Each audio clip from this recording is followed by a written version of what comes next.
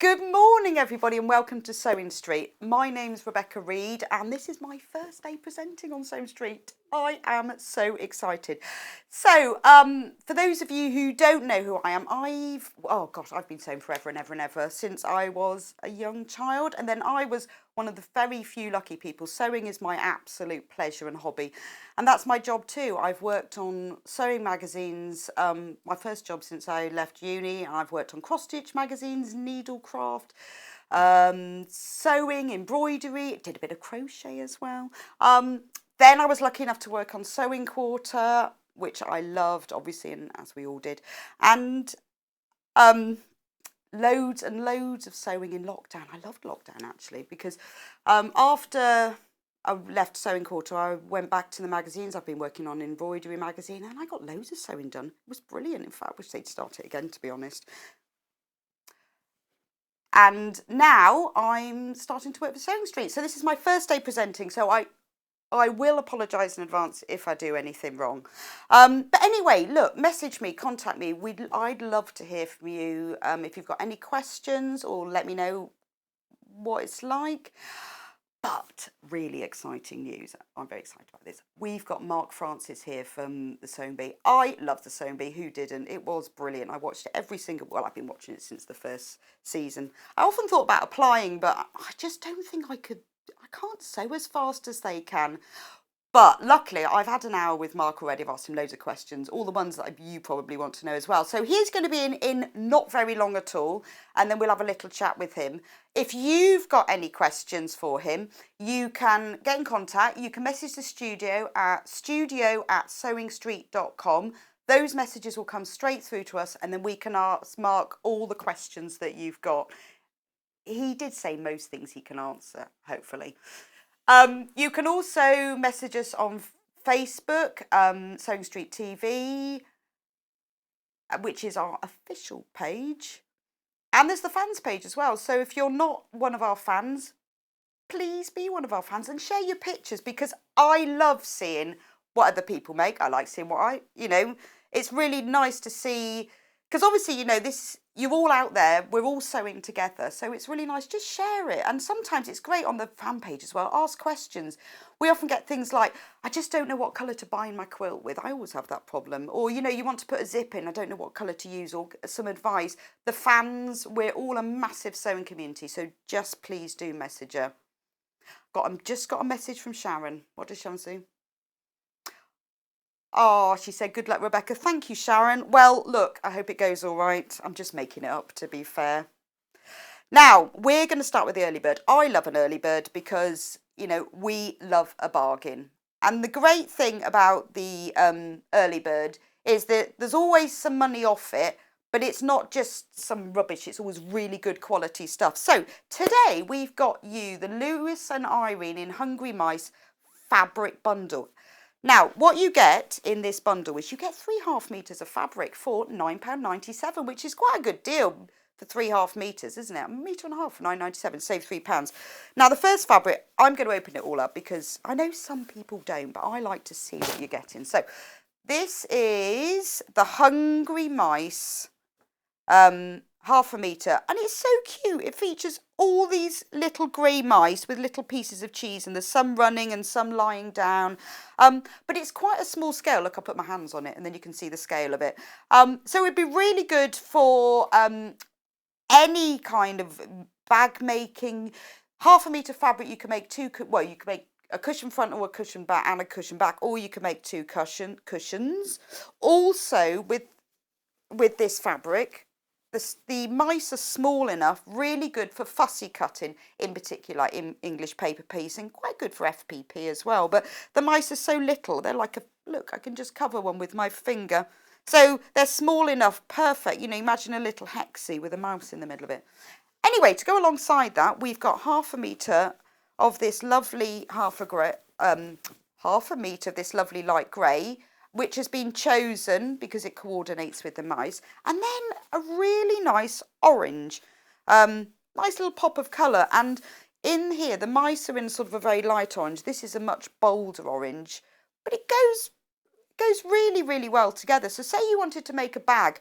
Whenever I make a bag, I always put something really bright on the lining. The orange would be perfect for that. But, you know, don't feel, you know, we're not telling you what you've got to do. You haven't got to use all three of these together. You can keep the plains for your stash, use the hungry mice. But to be fair, £9.97 for 1.5 meters. Anyway, that's just our early bird for today. So there's, you know, once it's gone, it's gone. But what the great thing about this is, the way that Sewing Street works, for those of you who are new to us, we have 1 P&P a day, which is £3.95. So that's brilliant. So whatever you buy, if you get your early bird now, you pay you £3.95, that's it for the rest of the day. You can pop in and out, put it in your basket, check out, come back, and it's only one. But, you know, sometimes when you shop with other places online, I do a lot of online shopping, to be fair. In fact, this furlough's been terrible for my bank balance, honestly. That me and the delivery drivers, we're quite good friends now. So I am an expert at P&P costs. So £3.95 is really good value, and it is just once. So if you pop the early bird in your basket, that's it, done. Everything else is free P&P, if you look at it like that. Anyway, this special offer is only available until stocks last. Oh, we've got lots of messages coming in. Oh, hello, Laurie. Welcome to you too. I often get nice comments from Laurie on my Facebook page. Welcome to you, Tracy. I've got lots of messages. Welcome. Oh, they're all messaging me, and Hannah's telling me. And Elaine and Diane, hello. Thank you for getting up as early as I did. Good morning, Sue.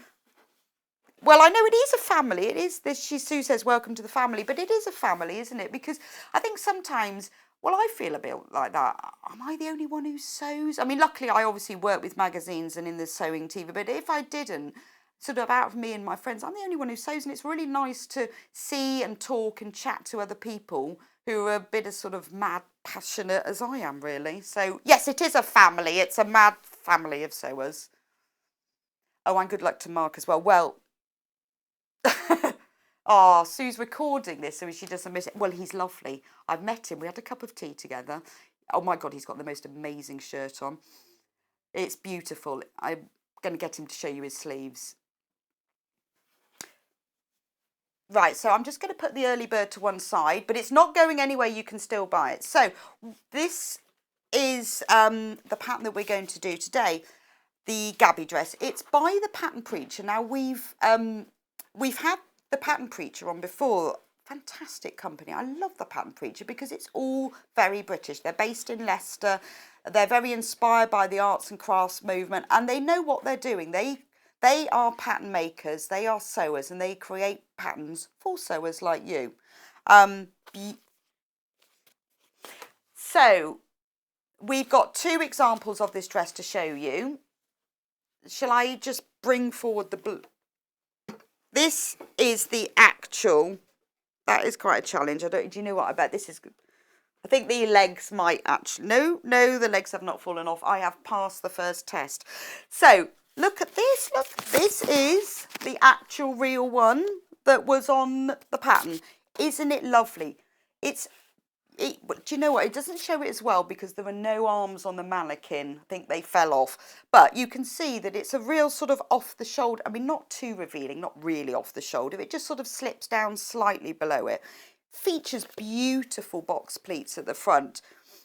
And I had a chat with Mark because I said to him, let's talk about, you know, the tricky bits or the interesting bits. And so he wanted to talk about the box pleats. I like the placement of these as well because, you know, they sort of give you a bit of pleat where you need it, particularly for that post-lockdown bit. See, luckily, I'm so lucky that this desk covers my post-lockdown section. None of you can see that.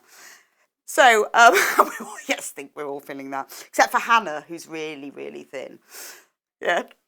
And so it's got these lovely box pleats, and if I turn it around, oh, look at the legs still haven't fallen off. It's got box pleats at the back, beautiful concealed zip all the way down, and nice facing that goes all the way around. And Mark's going to show you how to do it. So, in the pattern, it covers sizes 6 to 20. 6 to 20. So So there's the back of the pattern. Now, if you go onto the website, there is a picture of the front and the back, so you can focus in on the back if you want. So you can have a look at this. Now, I know it says 6 and it says 20, but we all know that that's not always quite right, because we all think we're an 8 and we're not. So, well, I do. I've been an 8 since I was 23, to be honest. So always, always, always, we know this, don't we? Measure yourself. Best way to measure yourself is in your underwear. Not your favourite underwear, the one that you wish you could wear, but the one that you should be wearing, the one that you wear every day. Measure yourself in that, or get someone else to, and then just compare it to the pattern. It doesn't matter what size you come up. If you don't want to be that size, no one will ever know. Just measure yourself and don't cut it to the size you want to be. Cut it to the size that you actually are. And then you'll have enough fabric and it will work. But that's always the best thing. Do your measurements, and every time you make a new garment, measure yourself again, because every pattern is slightly different.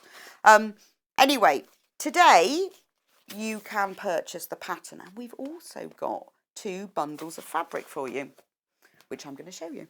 So there's this beautiful, this first one is viscose, and it's called Country Rose. I'm going to just open it all out for you. Look how much there is. There's 2.5 meters. Look at, see, if I shake it, you can really see the drape of that. There's 2.5 meters here, which is actually enough to create the biggest size. So whichever size you are, you'll have enough. If you're a really small size, lucky you, and you'll have a little bit left over. But there is enough to make it. Viscose, beautiful fabric.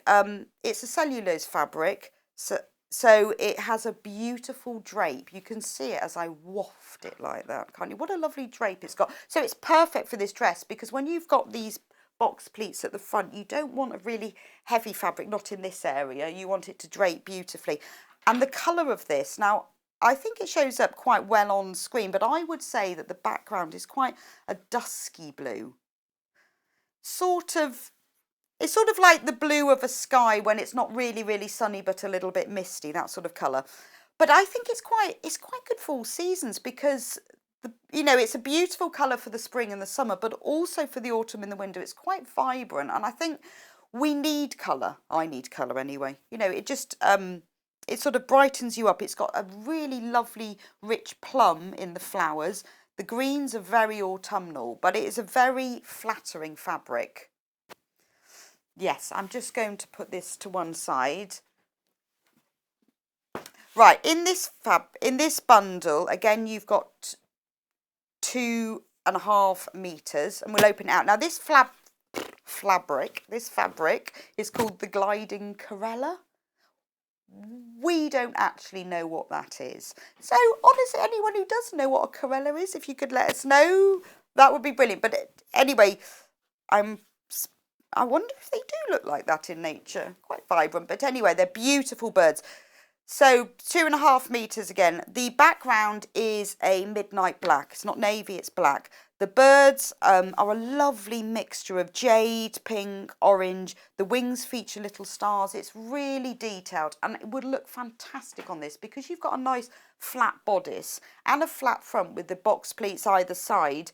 The pattern will really show up. You're not cutting into it too much. It's because the front of the bodice is got darts. It's not princess seams. You won't be cutting into it, so you can really place the pattern so you can feature what you want and where you want. So again, there's enough 2.5 meters here.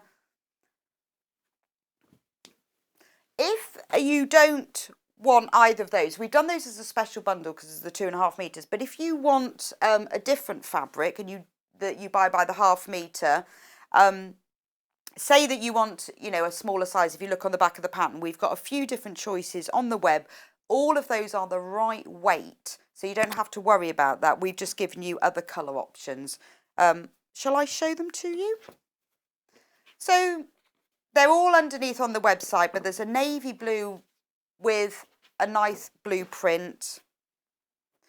There's a bigger one. There's the same blue and the black, and then just very quickly there's a lovely black with an orange print, but we'll look at those later, because to be fair, we want to get Mark on.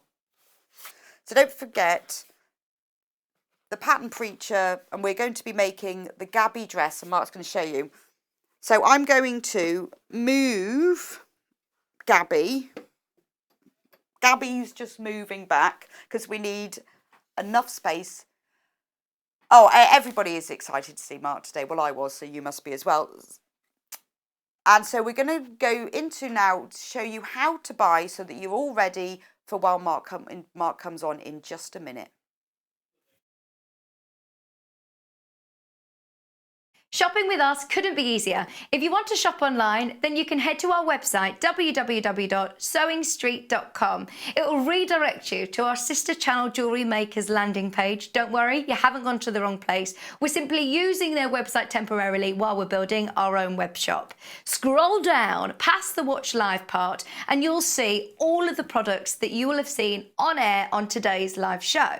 You can also shop our catalogue by clicking a category, clicking a product to view closer, and adding it to your basket. Once you're ready to check out, you will need to create an account, which is absolutely free to do so, but it will mean that you can check out on as many orders as you want throughout the day with still only paying one postage and packaging. If you'd prefer to speak to somebody in our UK-based customer service team, then you can do so via the free telephone line number 0800 001 4433. They will not only help you create an account, but will also help you with any of your online shopping.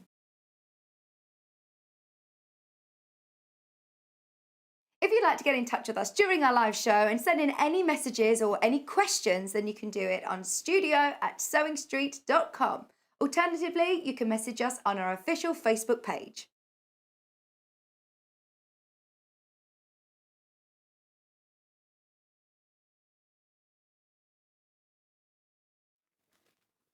So, welcome back, and it's Mark in the building. I would give him a big hug, but we're not allowed to do that, aren't we? We're touching elbows. We'll do elbows. So, we've had 2 messages in already from your husband Clive, who says, good luck, and giggly Auntie Lucy. Giggly, oh gosh, yes. Who was watching. And we've had Bless her heart. Loads and loads from all of our viewers. She'll be in her Wincy at 90. Debbie, everyone's wishing you luck, so they're really excited to see you. So I'd be really pleased to see you. It's great. I mean, the sewing bee was fantastic, wasn't it? What was your favourite thing, if you had to choose? What's her favourite make? I don't know. I suppose making lots of things that we would never have made before. Like the basque that we made. Wow. If someone said to me, will you make me a basque? No. No. It's no, will not make you a basque. But it's there, it's thrown in front of you and you have to do it. Yeah. And then I'll get to the end and you think, do you know what? That wasn't too bad. Okay. It was okay. It was wearable. Wow, yes, challenging. So what I want to know is, when they film it, is it actually real? Are you really only given like 2 hours, or have you actually got 6 and they just pretend? No, we really do only have the time that is... That's amazing. That we're told. I mean, they tell us the time, to be fair. I don't I don't check it myself. But... I think I'd be in a hot sweat because, you know, I like to lay everything out and pin it and spend ages. Yeah, well, there is that temptation, but then you're very aware that there's lots of other people around you and you're being filmed as well. Oh, so, you know, I do only have X amount of time to do it. Yeah. So I've got to crack on. Did you sort of learn, did you get better at that and managing your time and realising how to do it and what shortcuts? Yeah, very much so. What were the best shortcuts? Have you got any good tips for us? Well, I figured it in the sewing bee kind of world of sewing something, which isn't how you'd normally sew something. You'd normally just take your time. But I realised there's no time for going back, correcting things too much. You can't get stuck on a bit and do your zip 2 or 3 times, for example. You just got to do it and hopefully not mess it up. But what about things like pattern matching? Because that is so time consuming, isn't it? Well, there's a word I learned for that. You weren't pattern matching, you could pattern balance, or you could go abstract. Oh, I'm going to do that because pattern takes so long. So tell us a bit about yourself. When did you start sewing? Why did you start sewing? Well, I only started sewing, it's about 4 years ago now. Yeah. Well, you've done ever so well in 4 years. What started you? What was your inspiration? Well, I think there were several things. Okay. My grandpa lived with us when I was a kid, and he had this great big treadle Singer sewing machine with the great big leather belt and the foot thing that you pumped up and down. It's fantastic. Did he use it? Yeah, he did. I mean, he wasn't a prolific sewer, but if he wanted something altering or fixing, then he would quite happily just he turned a collar from a pointed collar to a more 80s suitable collar, which is Wow. quite, Yeah, now that's it's like, quite technical, isn't that's it? quite tricky, which I didn't appreciate when you're 5. No. Because you don't care less where it No, comes from. no, true, true. So there was him. I'd play with the machine when he wasn't there. It made a great shop counter with its great big lid that you opened up. Wow. Then I met my husband, Clive, and, well, he wasn't my husband when I met him. No, but you know what that I would mean. be odd. It would, wouldn't it? That would, yeah. And he's a sewer, so he went to uni, studied Oh, fashion. is he? Oh, Hadn't done okay. it as much at the time we met. But And you ended up on the sewing bee. That's quite funny. yeah, well, he was working in an alterations place, so you have to be amateur to go on the sewing bee. You can't work in it in any professional capacity. Okay. So I can't go on it again this year. No, because you're now a professional sewer. Yeah. Well, I'm here. Well, I hope I'm professional. We'll find You've got out. so many good luck messages coming through, but we will show you them all afterwards. But just so you know, everyone is really excited. No pressure. No pressure. None at all. Yes. So you're going to be doing this Gabbie dress for us today. Tell us a bit about the pattern. Do you know, it reminds me of the tea dress I made on the sewing bee, does it? which was back in week 1. Yes, we had to make a tea dress, and it reminds me very much of that, of the one I made. Yeah. So you do have the pleats and the darts in the front. You don't have to do a full bust work on it or adjustments because it's just got the pleats that go. The darts which is better than all that princess seam. Yeah, well, that's matching. what I did on the dress that's behind me. Actually, that's got the same kind of construction. Oh, okay, yes. It's just got some. What week was that one from? That was 80s week. Yeah, I think that was about week 6 or 7, I something remember along 80s those lines. week. That's amazing. That's like a famous. It got called the Quality Street dress. The quality, yes, it is, isn't it? Is it the big purple one? Yes. And I went for two-tone fabric, although Esme didn't like that. But, you know. Oh, I think it is very 80s. Well, Sadly, I was a teenager of the 80s, so I appreciate that. I was a child in the 80s. Oh, but, yeah, so was I. Yeah, I wasn't even born, yeah. but I went for the pink fabric. But you know, when you're on a website, they do it in purple as well. So I had the 2 fabrics. I think it's lovely. And that features the same dart thing as this. Yeah, so it's just got dress. the darts that just come up here. So it's a Okay. bit more. You don't have to fit it round And what's the the bust point of necessarily. having those darts at the front then? It's to give the lady shape, The dear. lady shape. The lady shape. Also, if you're wearing a sack. Okay. But rather than having bust darts, Yeah, so you what's can the have bust difference? darts, Yeah. which is what your dress has. Yes. So a lady dress would normally have darts somewhere. You can swing them around in any kind of direction. Yeah. These ones happen to go down, Oh, which is okay. quite a nice way of doing it. Yeah, no, it is really unusual. It's slightly different to others. So, are we starting with the darts? We are starting with the darts. So I have got some. Let's find my piece, shall So, we? first of all, you cut them all out with your rotary cutter. I have cut everything out. Yeah. Well, I do a mixture of rotary and I do a mixture of scissors, depending on. The curves. What's the Curve. pattern paper like? It's very good quality, actually. Oh, it is good Very quality, yes. thick. It's I not would tissue open yours, paper. but I'm not allowed to touch Oh. yours. So you'll have to open Excellent it. question. They're ever so bossy here, you know. Well, it's all for the best to see. Because if we go down, then frankly, So you get an instruction booklet. you do. Have I just put it to one side? I have, haven't I? So that's your instruction Oh, that's the booklet. instruction. Oh, yeah, no, that is nice thick pattern paper. It is. And it does help, I guess, because then you can reuse it. Oh, and Yeah. So you're not folding it out. Shall I put it that way for you? then There we there's a go. link, isn't there, on the Pattern Preacher create a YouTube video that you can Yeah, follow. I did find that. So I went Okay. to the Pattern Preacher website because Okay. I wanted to see how they were doing it. I know how Absolutely. I would make it. So make sure that it's the same. But that isn't necessarily the same thing. There's a nice little lady there. I don't know who she is, but Okay. she's sat there. She's even matched her nail polish to the fabric. No way, that's quite Yes, she impressive. has. My nails I looked this morning. I haven't even And got on the any jacket as well. I was very impressed. Whoa. Yeah. Should have done that. And there's a little glossary as well. Oops. Oh, well, that's nice. I want to Oh, that's So really it's got helpful. some- So it sort of holds your hand a bit. Yeah, it does. Because they do use some words which I wasn't... some abbreviations and things which I hadn't seen before. Oh, like what? There was... Can I see it now? I can't see it now. I had to look it up. That's what I'm looking quickly, isn't it? But yeah, it's all in the glossary. But it's all in the glossary, It's so all then in it the doesn't glossary. matter if you don't understand. Oh yes, RSU and WSU.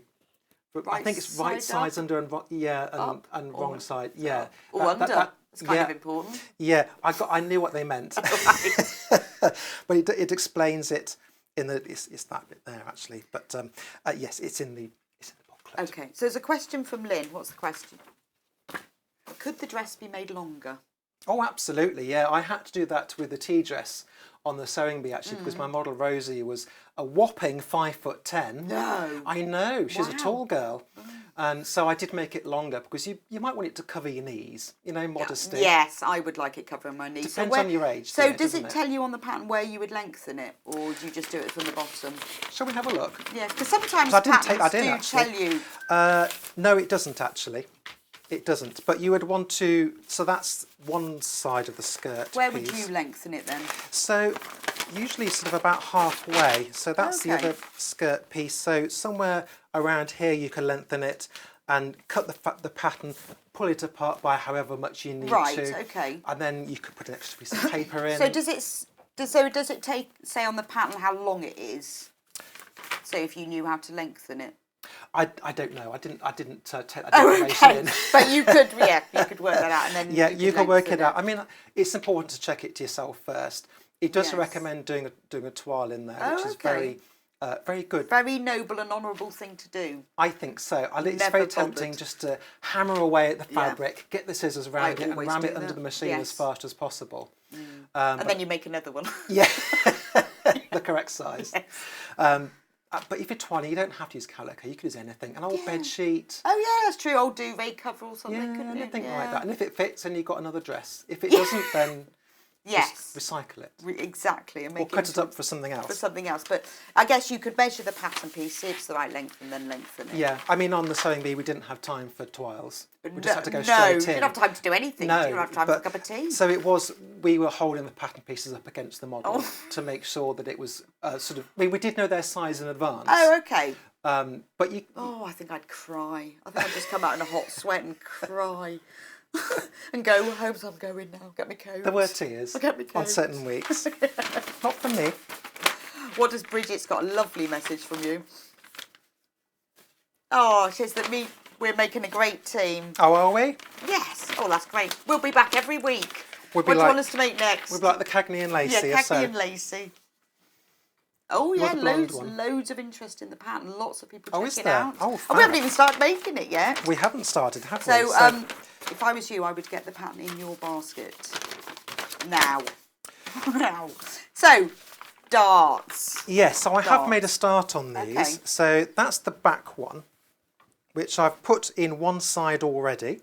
Oh yeah, God, that's very neat. Do you think? That's very neat. Oh, thank you very much. Shall I show you the back, the hollow Yes, side? it is, well, because you haven't got that little bulge at the top, which you can often get with the dart. Well, I do mine a slightly different way to the pattern, but Okay. you know, this is what I like about patterns, especially vintage ones. They all have slightly different ways of doing things Okay. depending on who's written it. Right. And I quite like to sort of take that all in. Yeah. So they said in the pattern to do a back stitch and leave a centimetre of thread. Yeah. Now I don't. I do it a different way.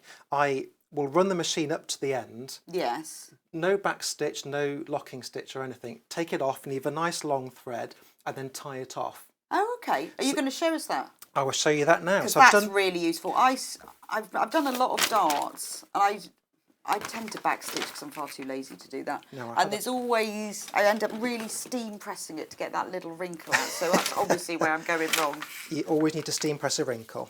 Yes. Might cause extra burnage, but I think give it a go. Give it a go. So I've actually interfaced the fronts. Okay. Sorry, the bodice. Oh, you put in, right. I did because I felt this fabric needed a bit more support. Okay. So We've got some interfacing, a metre square piece of interfacing on the website if you want to buy it. yes, Which will be enough, won't it? I think so. I need to interface the facing as well. That's The in a bit- facing, and then yeah. you interface the bodice as well. Yes, I mean it's a good anyway because the bodice is doing the hard work. Yes. It's holding up the equipment and the facing, and it's not hanging off the shoulders. This dress, so you want to make sure it's not going to. You're not going to do a duty finish. No, that's true. Whereas the skirt, you want the fluidity. Exactly. The So don't fluidity, interface the lovely. skirt, or else it might be I rigid. love this fabric. So I've made a little hole at the point Okay. of the dart. Right, on the correct measurement. That's because there are lots of different, so get the right one. Yes. Or you might want to measure it against your own equipment. I love that word. Measure your own equipment To make before sure you the start. darts come to... To where they should come to. Exactly. So, and I've just put a Or little... lower. Well, you may not need any at all. I mean... Yes, lucky. So I've marked that. You could, if you wanted to, you can draw a line on there to help you keep a straight line. I'm just going to match the two lines that side. Okay. You can cut a notch where those go if you wish. Hello, sewing machine. Let's see if you're going to cooperate, shall we? Good morning, sewing machine. Oh, I think my pedal's upside down. Oh, is it? I think so. I'll fix that. That's the first challenge. It is. They isn't always it? set people challenges here. Excuse me. Just Well, depends which bend one on the Hannah floor. fancied, but today There was we go. obviously the upside down pedal.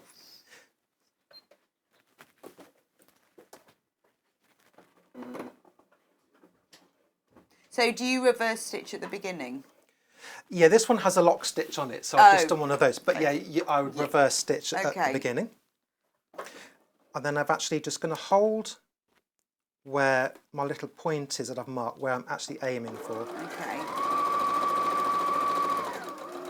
And just narrow it down towards the peak. There we go. So the needle, oh, that's good. Yeah, can you just lay that flat on the table so we Yeah. can see where you narrowed down? So that's it in, shall I hold it my way up? There we go. That's fine, yes. So I've just narrowed it down as far as I can go. Okay. And I'll turn it round this way now. And I've left the threads, Right. because you don't want it to come undone. Let's just use some scissors. That's Did I see some really on the good, isn't table? it? Oh, they're pinking shears. Oh, on the shelf just there. Oh there's yes, there we some go. Oh, there's scissors. lots, aren't there? I've never seen so many pairs of scissors. So if you want to buy the fabric that Mark is using, it's the bundle, number 3 bundle called Country Roses. Country Roses. In the lovely sort of that dusky blue. This is good, isn't it? This mat. Yes. I haven't used one of Is these. the iron on?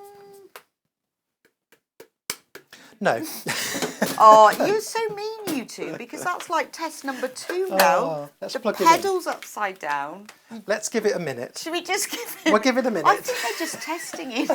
Shall we do the, well, tell you what, I'll leave that to one side, but you would press it towards the side seams. Right, okay, we'll do that in a minute. And if you don't quite hit the same Yes. dart point on ones, then just make sure they're the same. Oh, yeah. Okay. Yeah, just make sure they're even. Yes, because So if you make a mistake one side, do it on the other yes, side as do well. make the mistake the same twice. Yes. That's a really good tip. I really like that because I do struggle a bit that.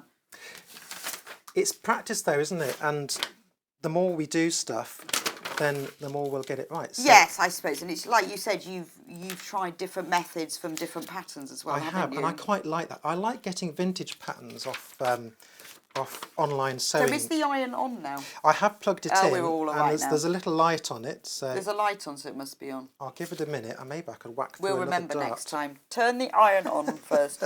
So now you've marked the... So exactly the same. This is on the back. It's exactly Right. the same. Oh, so there's 2 darts in the front and then a dart Two on the in back each as of well. the... Yeah, but make sure it's right for you. Of course, that's where the fit is important. I think that's what people find the most tricky, isn't it? Is how do you know? How do you know how to change that? Is it a case of just pinning it on yourself or getting something Well, else to? if you're twiling it, then yes, you might want to get some help, particularly if it's stuff round the back. Yeah. That can be tricky. Or just do a twirl, cut out your size. It's interesting what you're saying about sizings because I knew my model's size on the sewing bee before we went in. But like a 10 or... Well, that's it. I'm sure she won't mind me saying her standard dress size was a 10, which is good. But then I couldn't cut a 10 out of the patterns because it wouldn't have gone anywhere near her. Had to cut a couple of sizes bigger. And I said, don't take offence. Oh, really? It's a 14, but you know, in sewing pattern world, it's a 14. I think that is a real problem because I think we often think, well, I'm not a 14 or I'm not an 18, I don't want to cut that. But no one knows. No, it's not at all. written on the front of the dress. No, and it's this just is a number. size Even if 18, is it? Yeah, it's just a number. It's just what fits it doesn't you. matter. But if you were going into a shop, she wouldn't have bought a 14. So remember the back Maybe of she the will pattern. now after lockdown. I don't Yeah, know. well, yes, completely changed. But remember, if you want to check your sizes, if you want to buy a different fabric to the ones that we've got in the bundle, the back of the pattern is photographed on the website, so you can check out those measurements before you buy. But remember that the 2 bundles we do of the blue and the blackbird that we still don't know what it is. Well, isn't They the name are- of the fabric the name of the bird? Well, it's What did you say? what was the bird called? A corel? Can someone Google it? Yeah, no, it's apparently it's a type. It's a type of cockatoo. Oh, is it? Yes, There you go. a camellia. Does it have a name, the A cockatoo? camellia. Is it a particular one they drew, I wonder? I don't know. No, it's got an actual name, but we just never heard of it. But if you buy either of the bundles of fabric, there's 2.5 metres, which is enough for the largest size. I think that's what I had to prep this with, and I had plenty of... Yeah, that's what I said. If you're a smaller Yeah. size, you get loads left over. And if you make a mistake, then you can cut another piece Right. out. Oh, so it is nice and generous. So you haven't got Yeah. to really think about it too much. No, Because I guess you've got a bit of pattern matching going on as well. absolutely. I don't think I've gone far enough on that one. Or is it but not? never mind, I haven't quite made it to the dot. But That's fine. well, carry on. That's fine. Right, now the iron is now in full operation. Well, there's something smelling hot. It's We either, it's either shall the iron strike or it's whilst me. the iron's hot. I'm not saying that. That's really cheesy. Oh, I just did. What did you say? Strike You said, while let's strike while the iron's hot. No, So I'm no, not saying no. that's really cheesy. So I pressed it to one side. Okay. And then Oh, that's so one. neat. Where did I put the other one? And actually, tying those threads doesn't take that long, does it? I'm so lazy. I Right, think I'm it's going to do that next time. I think that's a nice way How to many do it. times do you tie them, just out of interest? I tried it twice, actually. Twice. Okay. Message from Jane. What does Jane agree with? Jane says she agrees with Mark about anything in particular.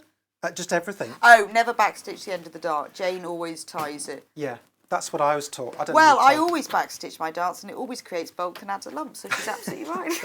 But I have learned something new today. There we go. So That's that's lovely. the front piece, and they both come to within a gnat's whisker, the same That's the place. same place. Oh, it's So cool. you put 2 darts in the front and 1 in each of the back bodice pieces. That's it. So now I didn't quite make it to the right point with the other one. But That's do you know what? It's fine. If I was at home, I'd correct it. But there we go. And I guess this is the point. If you were making a toile, you'd see, oh, does that are the darts in the right place? Yeah. Do they need more or less taken out? Exactly. And Okay.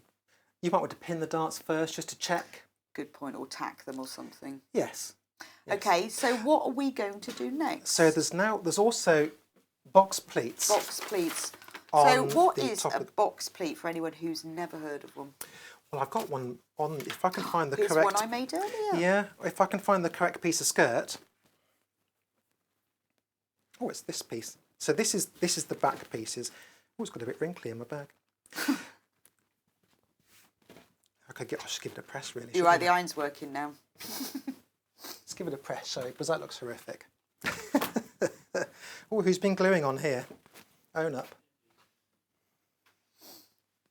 So this is where you create a fold. So you're not sewing it down. This actually leaves the volume of what you're folding in there. So you get box pleats and knife pleats. One's just the other way around from the other. So this. Okay. So Do you on. know, I thought this was a knife pleat, but we know what we mean, I think. So Right. So a knife pleat is just where it's folded over once, and a box pleat is where it's folded in. well, I was told, I don't know whether I saw someone will correct me if this is wrong. Okay. But I was told if it's that way round, so you've got your little fold of fabric in there, I was told that's a knife pleat. If it's the other way round, so you see that is the right side, that would be a box pleat. Oh, okay. I don't know whether, or a reverse knife pleat. Right, As someone, okay. or reverse box pleat. So it just adds a bit of extra gathering. It does. They're well. really nice to put into things. I like putting them into jackets along the back. Oh, okay. To just Or get that two. extra around the shoulder. Yeah. I love your shirt. oh, We do you talked like- about the shirt earlier. Come and have a look at it. Isn't that the best thing? I nice. think it's a bit pole dark, actually, isn't it? It's from a vintage pattern. Oh, is it? Yeah, Is it yeah. pole dark vintage? I have made, no, it's not that vintage. I have made a kind of a I love all of those Victorian gathers. shirt. Or sort of Thomas Hardy as well, isn't it? Yeah, That yeah. Kind of, I did one of those, like a Victorian kind of shirt. It's beautiful, and I like the trim you've got on it. We're just diverting a bit here, but The trim matches. it's beautiful, isn't it? And it's down the in the placket cuff. as well. Yeah, it's. Tell you, if I take my, and I won't do it now. Take your shirt off. We're getting all sorts of trouble. And it's under. Oh, my and under collar. the collar as well. Yeah, and around the collarband, but you can't see that. It's really nice because no one else will have that shirt, will they? No. And that's what's It is nice a about Mark it. original. And it's nice to have things that are original. So with this, you could do contrasting panels if you wanted to have a bit of That's fun true. with it. Oh, what? Put a different skirt to top? Yeah, or you could change the facing. You could put short would be sleeves nice. if you wanted, or change the sleeves. Yes, That's what's true. nice about patterns. Well, it is, isn't it? And also it means that if you've just got a little bit, so you can add other bits in. Exactly. Yeah, or pockets. Pockets. Pockets. I hate not having a pocket. My pinafore's got 2 pockets and I love it. And what's in them? Well, sadly there's a microphone. There's battery packs in each. It's the only way I keep going. It's nothing to do with the microphone, just... Just what, your own personal batteries? Yes, I have my own personal I have a battery pack in each, but they're great. But I made a dress once and I put pockets in it and the fabric was so bulky, it just got even bigger. So I had to take them out. It was really disappointing. Well, the tea dress I made on Sewing Bee, now that was just in the pattern. I didn't invent that. It had pockets, just inseam pockets, Yes. which you could add into this if you wanted. Oh, I guess you could, Which yeah. is just like... Does it have side seams? So It does, yeah. okay. Yeah. Well, the one I did, I made it from a pair of old curtains, so it was quite Fab. thick. Like 1960s, they call it. I had to wash them 3 times to get the smell out. Oh, I know. Well, I bought some of those recently But like that. nice now. But they were inseam pockets, and it just added too much bulk. But with this, you'd be fine, wouldn't you? I think so. And the ones on my tea dress on Sewing Bee were inseam pockets, just like a kind of an ear shape, Yes, yeah. which you just put into the side seams and you just sew down and around it and then down again, and that's all you do.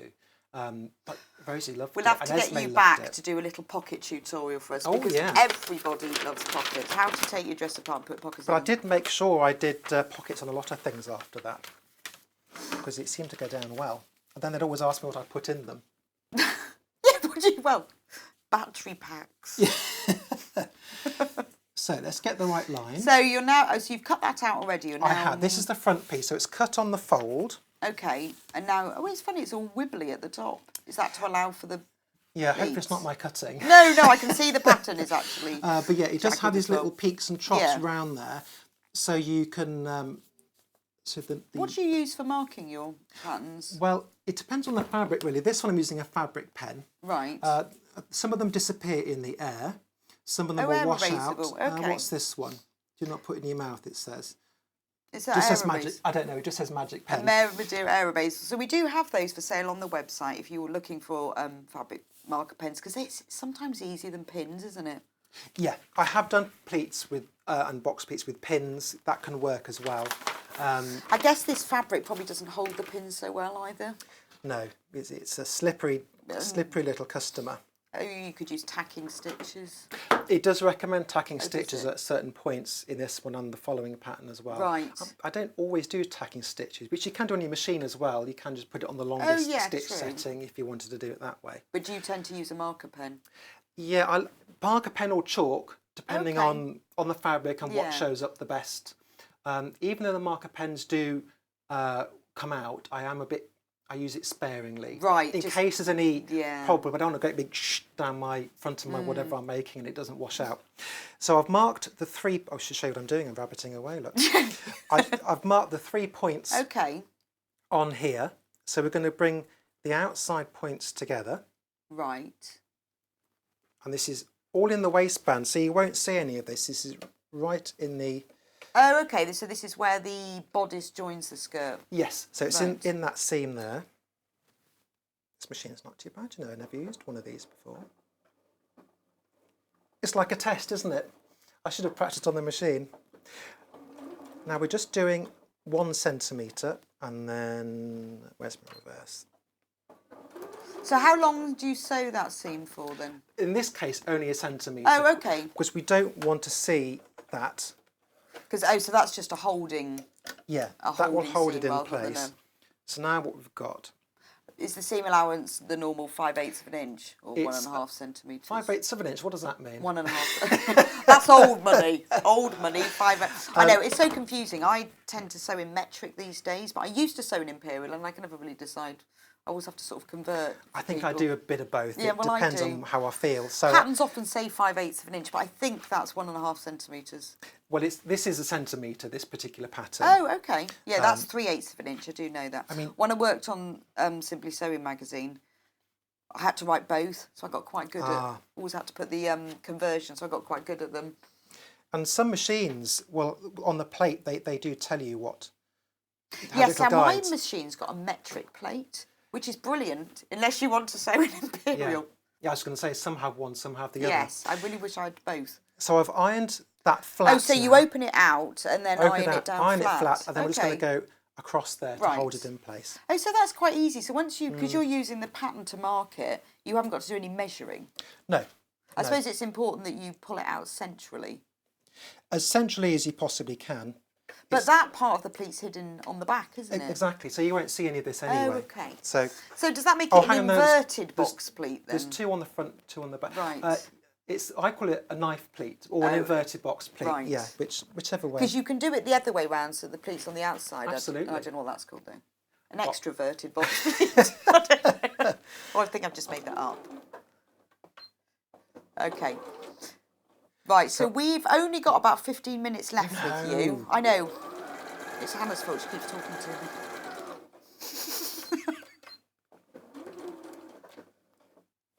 Okay. Right. Had more time on the sewing bee. Yeah, and that really is saying something, isn't So it? there we go. So there's your finished. Yeah, but you're going to be the Knife winner, though, pleat. you see. This is, it doesn't matter what you do, you'll be the winner. Oh, I will, Here. won't I? Yeah, you're going to win. Do I get a bouquet and a kiss from Patrick? Yes, definitely. Yes, tell me about Patrick. He's very dishy. He's very is. tall. He's so tall. I met him He once. is. I felt like I was in Gulliver's Travels. It's ridiculously. I think he's 6 foot more. Isn't he? 6'19". I don't Yeah, I know. know. He's taller than me, and I'm And about is he 6 really foot. lovely as well? Well, he was to us. Okay. No, I think he is. Yes, he is. From what I can make out, he's very lovely, and from what I heard, quite passionate about getting the right people through. Oh, okay. I mean, if someone goes home, it's because we've made a mistake. Because we've been Yes. the least good sewer. That's not very good English, but least- the yeah. least. Rather than the worst. Yeah. It's not about worse. It's about The least good. It's a positive experience. Okay. Yes, but I think he would get very passionate, from what I understand, behind the scenes, saying that, they've messed it up this week, and I've got to send them home. and I don't So he want really to. cared. Yeah. Oh, Esme cried when I left. I had you did know. she? Esme cried. Yeah. Oh. Esme doesn't cry for anything. You must have made quite an impact. She's then. tough as nails. She is. I know, I can tell. Are we doing the other side of this? Well, shall we go on to the next bit? Because we know how to do them, because we haven't got long left. Okay. But So can would you do just another- hold it up so we can see that box, please? Because you've Yes. done it so beautifully. Did I whiz past it? Or we were gassing. Well, it? no, I think it's just we were talking about Patrick, to be fair, and I expect everyone else was distracted. There we go. So let's just give that a... So that's how you do one, and you do 2 in the front and then 2 in the back. 2 in the front, 2 in the back, and if you've done them correctly, they should line up with the darts on the front of the dress. Did I do that on mine? Yes, I did that exactly the same thing on my yes, and on my that model it Holiday lines Street up. dress. Yeah, it does Yes, line up. they That's the should sort do. of thing you get marked down for, isn't it? If it didn't. Yeah, I mean, there's usually a bit of give. You could, because you're easing in the top and the bottom. Then Right. there's usually a little bit of. So if you're just a tiny bit out, but if you've make got much one in the difference. middle, Try and be as accurate as possible. yes, then you're though. off. You don't want to cause problems for yourself, do you? So next tricky, interesting bit. Well, that's a bit more skirt, isn't it? So we could sew the top to the bottom, couldn't we? The could, bodice or the- together. I have already sewn the sleeves together. Okay, talk So, us through that. so we do have a finished sleeve there. So the way I make things, I like to sew it and then overlock it together. Right. That makes everything nice. And so if I was making the dress personally, I would sew the seams together and then overlock them. Okay. On this particular pattern, they do say to overlock things before you put it together. Just my personal Right, preference. and I if think you don't have an overlocker? you can just use a zigzag stitch Okay. and then trim close up to the zigzag. Right. You could do a Hong Kong seam if you want to be, which Ooh, What's a Hong Kong seam? Which is where you... Never heard of one of those. Well, where you get some bias binding, so it could be in a contrast. Oh, okay, like a bound, right. Oh, I didn't Yeah. know that was called a Hong Kong seam. Well, yeah, I don't think everybody does. I've heard it called a Hong Kong seam, but I heard on last year's Sewing Bee when I watched it as a casual viewer, someone said I'm doing Hong Kong seams, and Patrick and Esme were going, well, I've never heard of that. Oh, well, that So makes they me hadn't feel heard better. it, So yeah. Patrick and Esme A didn't. bound seam. Yeah, so you can Right. bound the edges. It's a Okay. lot more work, but it does give a really nice finish. You could do French seams in certain places as well, Okay. which may not be for the beginners, depending how... Yeah, it depends what you want How to do. adventurous you're I think I'm feeling. going for a machine zigzag. Yeah. It's worth considering getting an overlocker though, because it does give, because that's what you get on there. It covers all the raw edges. Well, it's one of those things with dressmaking is, you don't need one. No. But if you have one, It gives an extra It does make all the notch. difference. Or you could line it. Oh gosh, yeah. If you're feeling really, Really ambitious. then you could... Well, yeah, I suppose it depends what time of year you want to wear it and where you're going to wear it. If it's the winter. lining for the... You don't really need to line the bodice. That would hide the Yes. seams.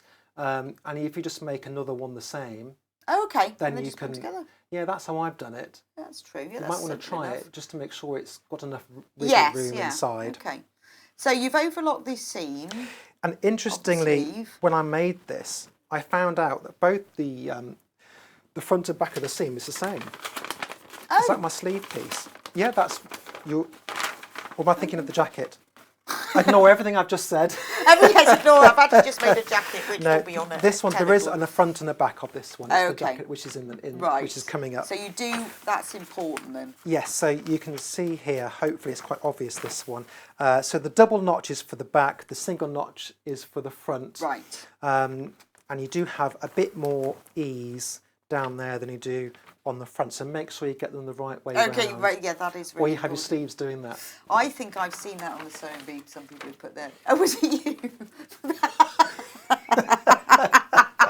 Who put their sleeves? Well, I'd like to say now I have put many a sleeve in the Well, wrong way Pete round. put two right-hand sleeves on his rugby shirt, and he was doing that a little bit. But they didn't notice, and they spent about 10 minutes judging it, and then Esme walked away like this, and she went, "Is that sleeve the wrong way bit round?" And And she I just noticed thought- it. Really thought you got away And with on it. my 80s power jacket, one was just Okay. tipped back.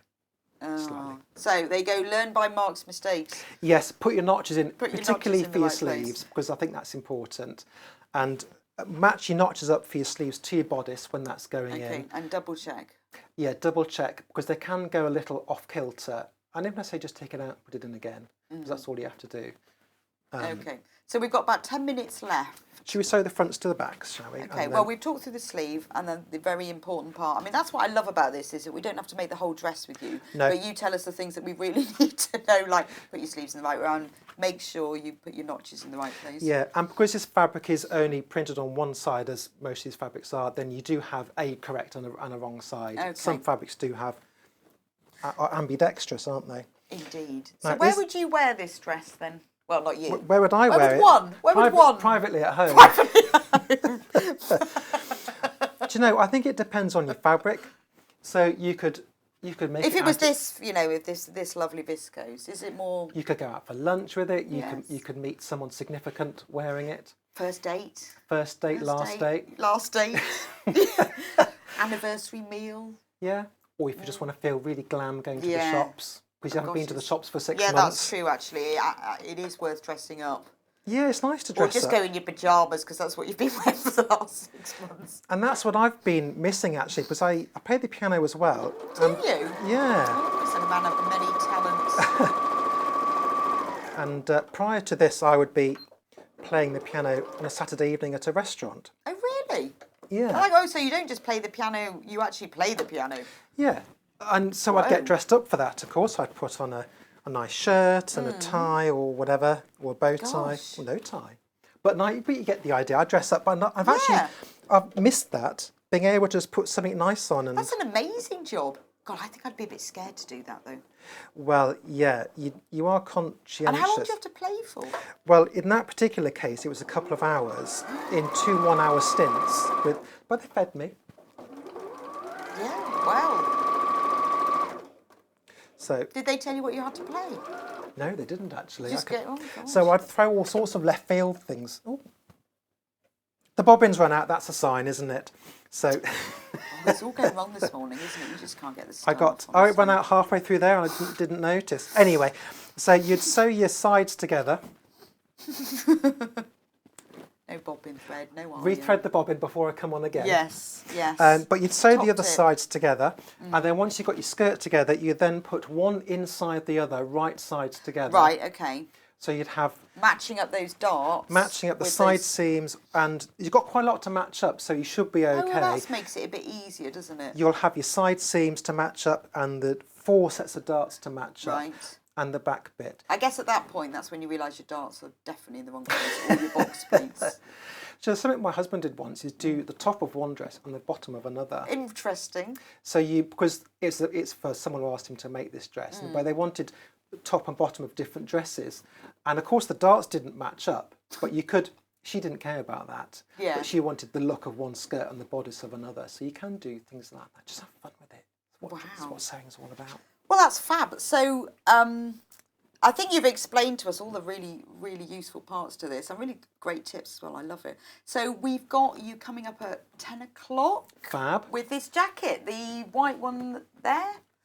The white one. It's a really lovely design. It is. Again, it's from the Pattern Preacher. What's the name of that one? It's called the Eloise. The Eloise jacket. Well, that's great. So thank you so much. My pleasure. It's been brilliant having you on air. Thankfully, we've got the iron I'll on. be back again whether you And want we'll me get to the or bobbin not. threaded up for you. But we will see you in an hour, and we're just going to Lovely. explain to you, to the viewers, how to buy.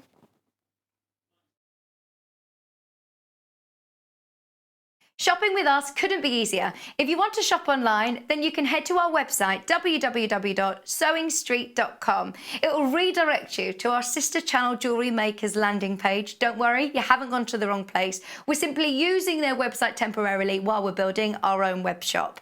Scroll down past the Watch Live part and you'll see all of the products that you will have seen on air on today's live show. You can also shop our catalogue by clicking a category, clicking a product to view closer, and adding it to your basket. Once you're ready to check out, you will need to create an account, which is absolutely free to do so, but it will mean that you can check out on as many orders as you want throughout the day with still only paying one postage and packaging. If you'd prefer to speak to somebody in our UK-based customer service team, then you can do so via the free telephone line number 0800 001 4433. They will not only help you create an account, but will also help you with any of your online shopping.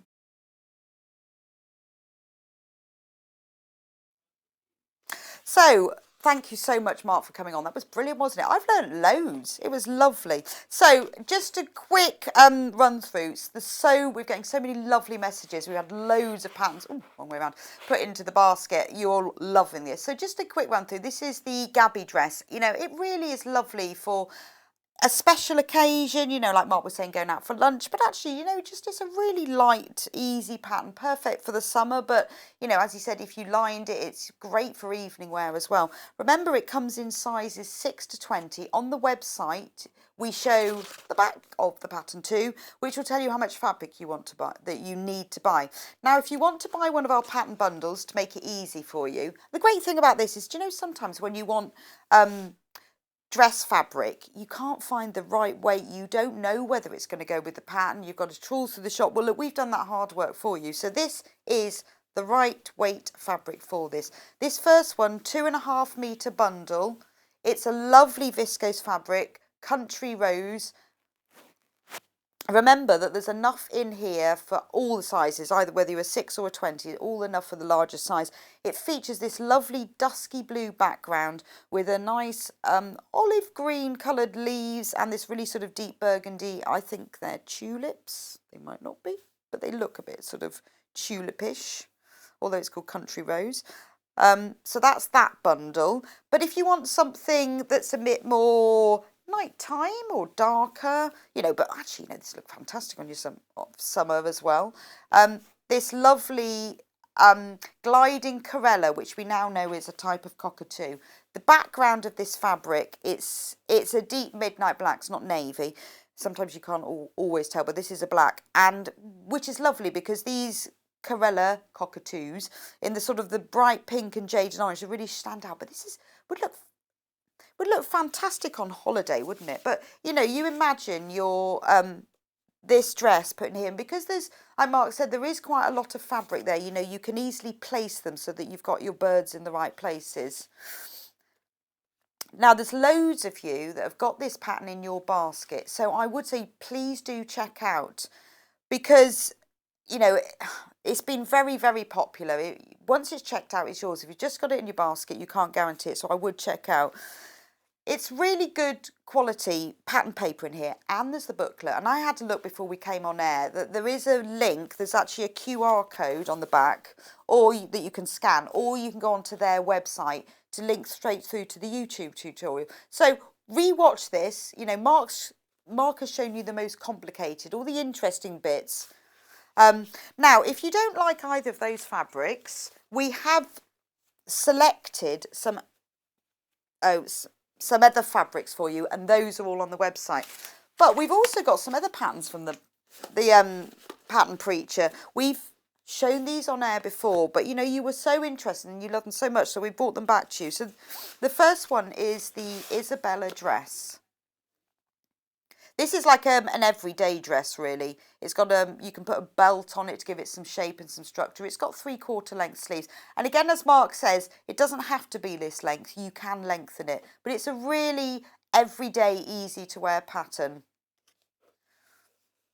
But if you want to watch this one demonstrated in the same way that Mark has done, if you search on Sewing Street demos on YouTube, you can find this and put Pattern Preacher. So Sewing Street Pattern Preacher, if you put that in, then you can search and you can see a tutorial on this. The next one is the Sienna trousers. I love these trousers. They're really sort of wide leg palazzo pants, really flattering. Again, they look lovely in these viscoses, and we've got plenty of those on the website. But they give you a really nice flattering silhouette, and with a sort of the slightly wider legs, perfect for summer, or you know, at the time at this moment, it's really weird weather, isn't it? You don't know whether it's hot or it's cold. This is perfect for the sort of in between days where you're not really sure what to wear. But what I like about them is I think they're just very flattering, and again, easy to lengthen or shorten. You know, you could make them into 3/4 just below the knee ones if you wanted to. Next one up is the Olivia dress. This is lovely. This is it's a tea dress, really. It's a really nice, if you're going to a little tea party, and again, you can dress it up by putting it in quite a smart fabric, or you can use just a plainer one. But it's the sort of pattern that you would use again and again. The pattern paper that's in here is not that normal tissue paper stuff. This is thick, proper white pattern paper, so you can use these again and again. And then if you want to lengthen them or shorten them, much easier to cut and stick them back together. I know when I've tried to do that with the tissue paper ones, it always gets in a little bit of a mess. And then finally, we've got the Grace Pinafore. As you can tell, I love a pinafore. We've shown this before, we've done a demo, and again, if you want to see the demonstration on YouTube, put in Pattern Preacher Grace Pinafore into the website and you'll find it. It features crossback straps as well, and again, you can make it shorter or longer if you want. And this one on here I think is made in a corduroy, but that's a really lovely pattern. And again, it's the same thing. There's a QR code on the back that you can, it's really hard to do that mirror image, scan, or you can go onto their website to get a YouTube, or you can watch it from us. But if you love a pinafore, you'll like that one. So we've got Mark back at 10 o'clock, and he's going to show us how to make the Eloise jacket, which is this one. Love this jacket because it's got that really nice finish at the waist length, so it doesn't sit down on your hips, which I find that this length is much more flattering because it just slightly skims the waist. And he's going to be back here at 10 to show us how to make that. Oh, wow, we've already got people checking out on that pattern, because the problem is we've only got a limited number, and when they're gone, then we have got to wait to get them back. So if you've got them in the basket, I would urge you to check out. Next hour, we are going to do quilting tools, which I'm quite excited about because I love quilting, and all of the tools that we've got I really like, except for one that I've not used before, so I've had a good practice, and I've asked if I can have it, but it's quite long and they said they'd notice if I walked off with it. Anyway, so next hour we're going to do quilting tools, and we'll see you after the break. I'm going to go and get a cup of tea, you get one too, and then I'll see you a bit to talk about quilting. If you'd like to get in touch with us during our live show and send in any messages or any questions, then you can do it on studio@sewingstreet.com. Alternatively, you can message us on our official Facebook page.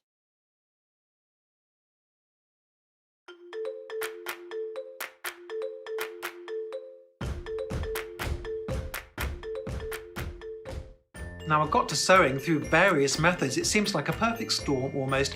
There's my grandfather's treadle singer sewing machine when I was a little boy. That was just absolutely fascinating to play with. And then there's my husband, Clive, who is also a sewer, but hadn't done any for a while when we first got together. So watching him get back into it also encouraged me. And to learn the skills myself, I went on a course with Sew Me Something, run by Jules Fellner, who I'm sure you've seen around, and she did one of her lovely introduction to sewing courses, and here I am.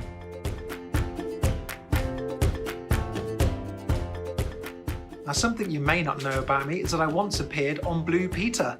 It was a very long time ago when Anthea Turner was doing the programme, and I used to play in the Warwickshire Youth Orchestra at the time, but to earn my badge, I played the part of the triangle.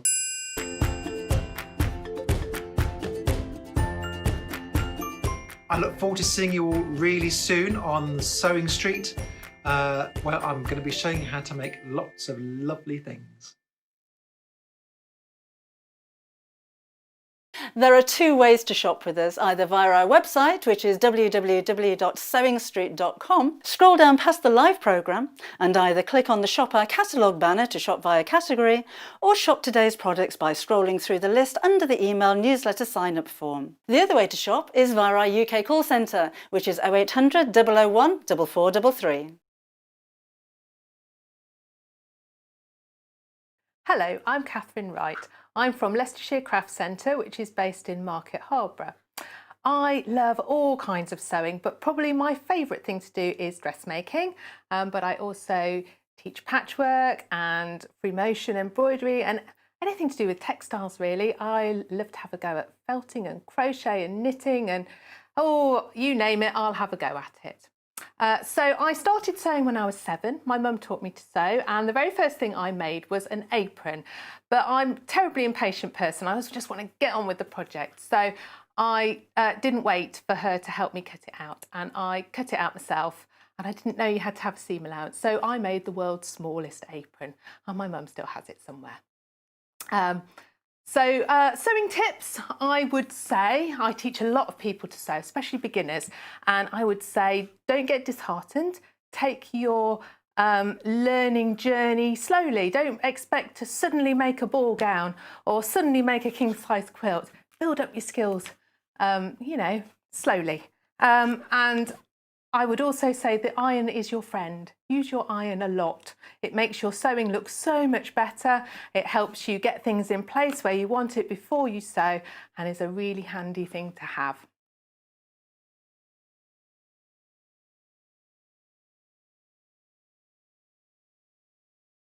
Would you like to take part in our weekly competition?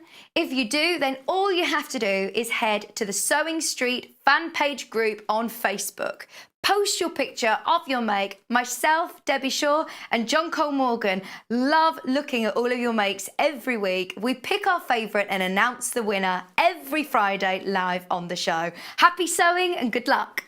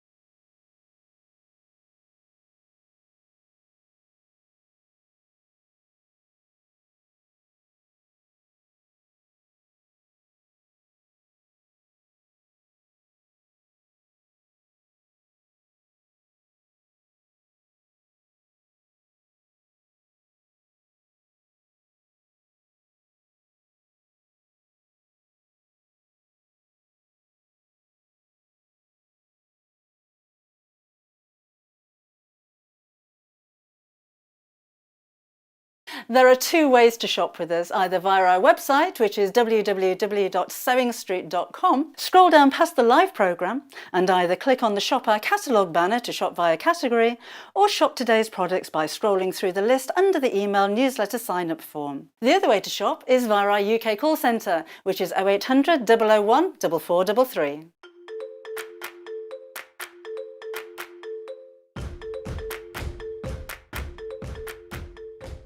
Now, I got to sewing through various methods. It seems like a perfect storm almost. There's my grandfather's treadle Singer sewing machine when I was a little boy.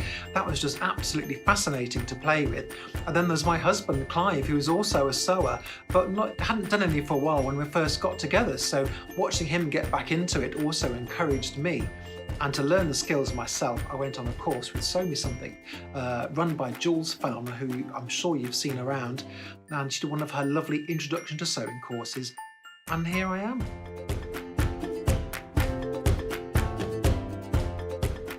Now, something you may not know about me is that I once appeared on Blue Peter.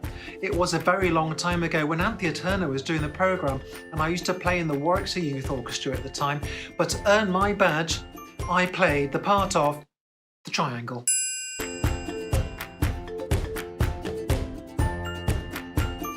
I look forward to seeing you all really soon on Sewing Street, where I'm going to be showing you how to make lots of lovely things.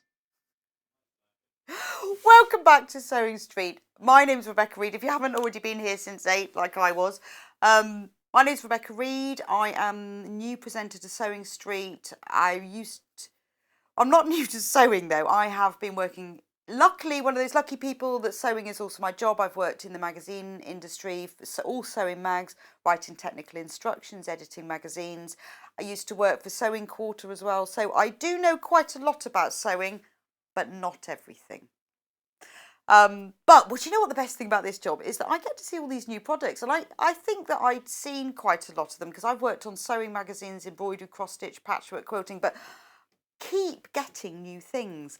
I love creative grids though. So when I first learnt about rotary cutting and rotary cutters, I thought I don't need that because I'm not doing patchwork, I'm doing dressmaking, but changed my life. I now have a big cutting mat like this, a long ruler and a cutter. It makes a big difference. So if you have not done rotary cutting before, it isn't just for patchwork and quilting, and it isn't just for dressmaking or home sewing. You can use it for all three. It's a method of cutting fabric incredibly accurate. So if you're doing patchwork and quilting, obviously you need to cut squares, rectangles, triangles, all accurately. And this is really good for cutting. If you're dressmaking, you want to cut bindings or trim things or smaller piece of fabric, again, cut accurately. Home sewing, they're absolutely brilliant for, so that you can cut the tops of bags and cushions and everything accurately. Now, love this size. This is, if you're starting out, this is a brilliant size. This one is 8.5 by 24 inches or 21.6 centimetres, so 62. I love this size because it's long enough. If you've got a piece of fabric that's the full width, which is 44 inch wide, the normal quilting fabric, if you fold it in half, this will cut the whole width of the fabric. So if you say needed to cut 2-inch strips from some fabric, you could fold it in half and you can cut all the way down. So this is the size that I started out with. I mean, creative grids or all the cutter rollers come in different sizes, but this is a great one to start with because it will cover all of the fabric. It's also, so it's got all the measurements on here, and it goes, in all the eighths. It's divided into eighths of an inch because sometimes you need to cut a strip that's 3 1/8 inches. That's all on there.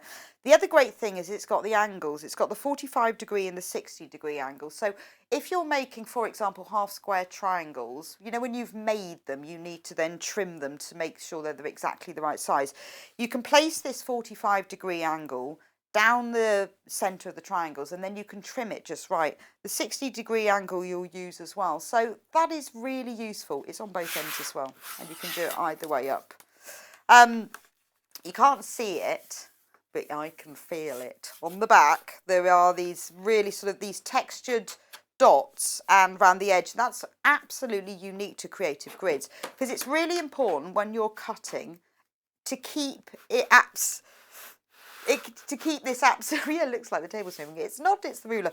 It's important that this stays still so that when you're cutting fabric, you need to be able to just put your hand on top, get your rotary cutter and run it down.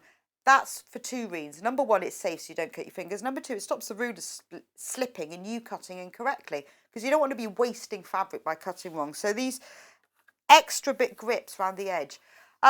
So today, our price, $31.99.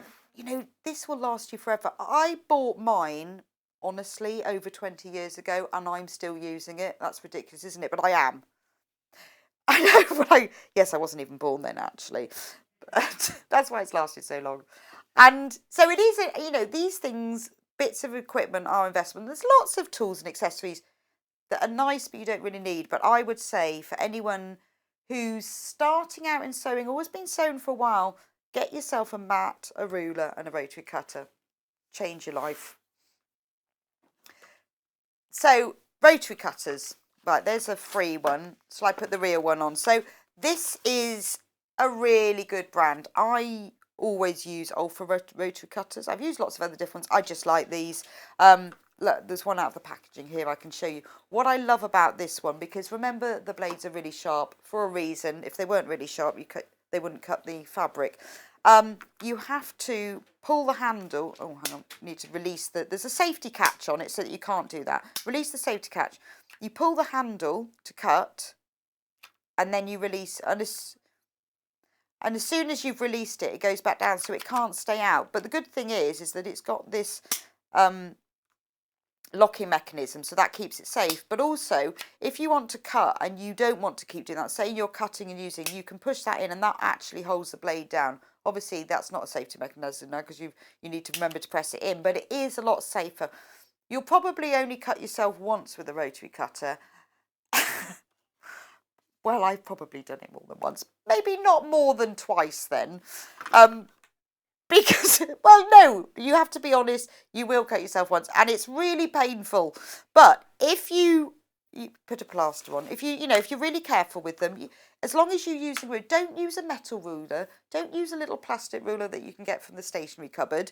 Use one of the proper cutting rulers. And the only time I've ever cut mine, when I had one that didn't retract and I put my hand in a pot. And when I used a metal ruler once because I couldn't be bothered to get my plastic one out. So that was a silly idea. But I do have a very small piece of fabric down here, which I'm going to show you. So all you have to do, I should have a bigger piece of fabric, but I'm going to use this smaller piece because then I can fold it over. These rotary cutters, by the way, if you wondered, they are suitable for right or left-handed use. I'm right-handed, so I'll show you that way. So you lay your fabric down. I'm just going to show you how easy it is to cut.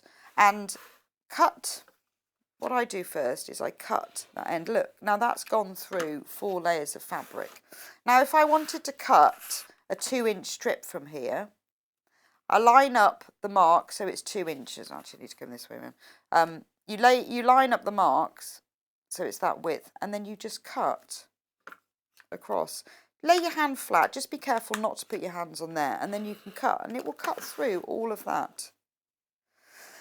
Yeah, I mean, I think sometimes people say, oh, I can't sew one, oh, I don't know how to do that.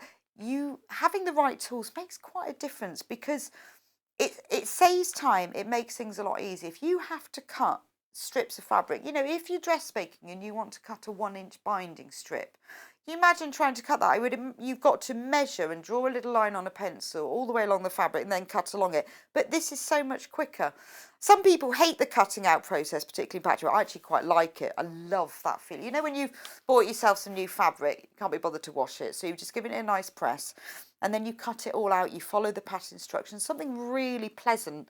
But when you've got the right tools, so you've got a nice big cutting mat, you've got your ruler and the rotary cutter, that makes a difference. So this one that I've got on the desk, now this is the one that I have at home as well. Oh, I'm trying to sell it, but I've got this at home because I like to have a big cutting mat. I do have a rotating one that I use for foundation paper piecing, but other than that, I just have this big one. It's 90 by 60 centimetres, really good size. So it's big enough to hold your full width of fabric folded in half. The reason you use a cutting mat and not your wooden table or a chopping board or something is because it's self-healing. So I've no idea how that works. But when you cut through it, because obviously you're cutting into it, it heals. Don't know how, but it just does. But you know, well, I was talking to Mark about this earlier on the sewing bee, and I said, I don't know, how do you cut out dress patterns with a rotary cutter? And he said, well, he uses a combination. For straight lines he would use scissors, but you know, when you're cutting out round sleeves and pockets and all those little curved bits, the rotary cutter's brilliant. But again, you need to put it on a cutting mat, and if you've got one this size, it covers your table, and it's really, this is the largest one we do. It's the one that I have at home, and I have a big ruler and one of these.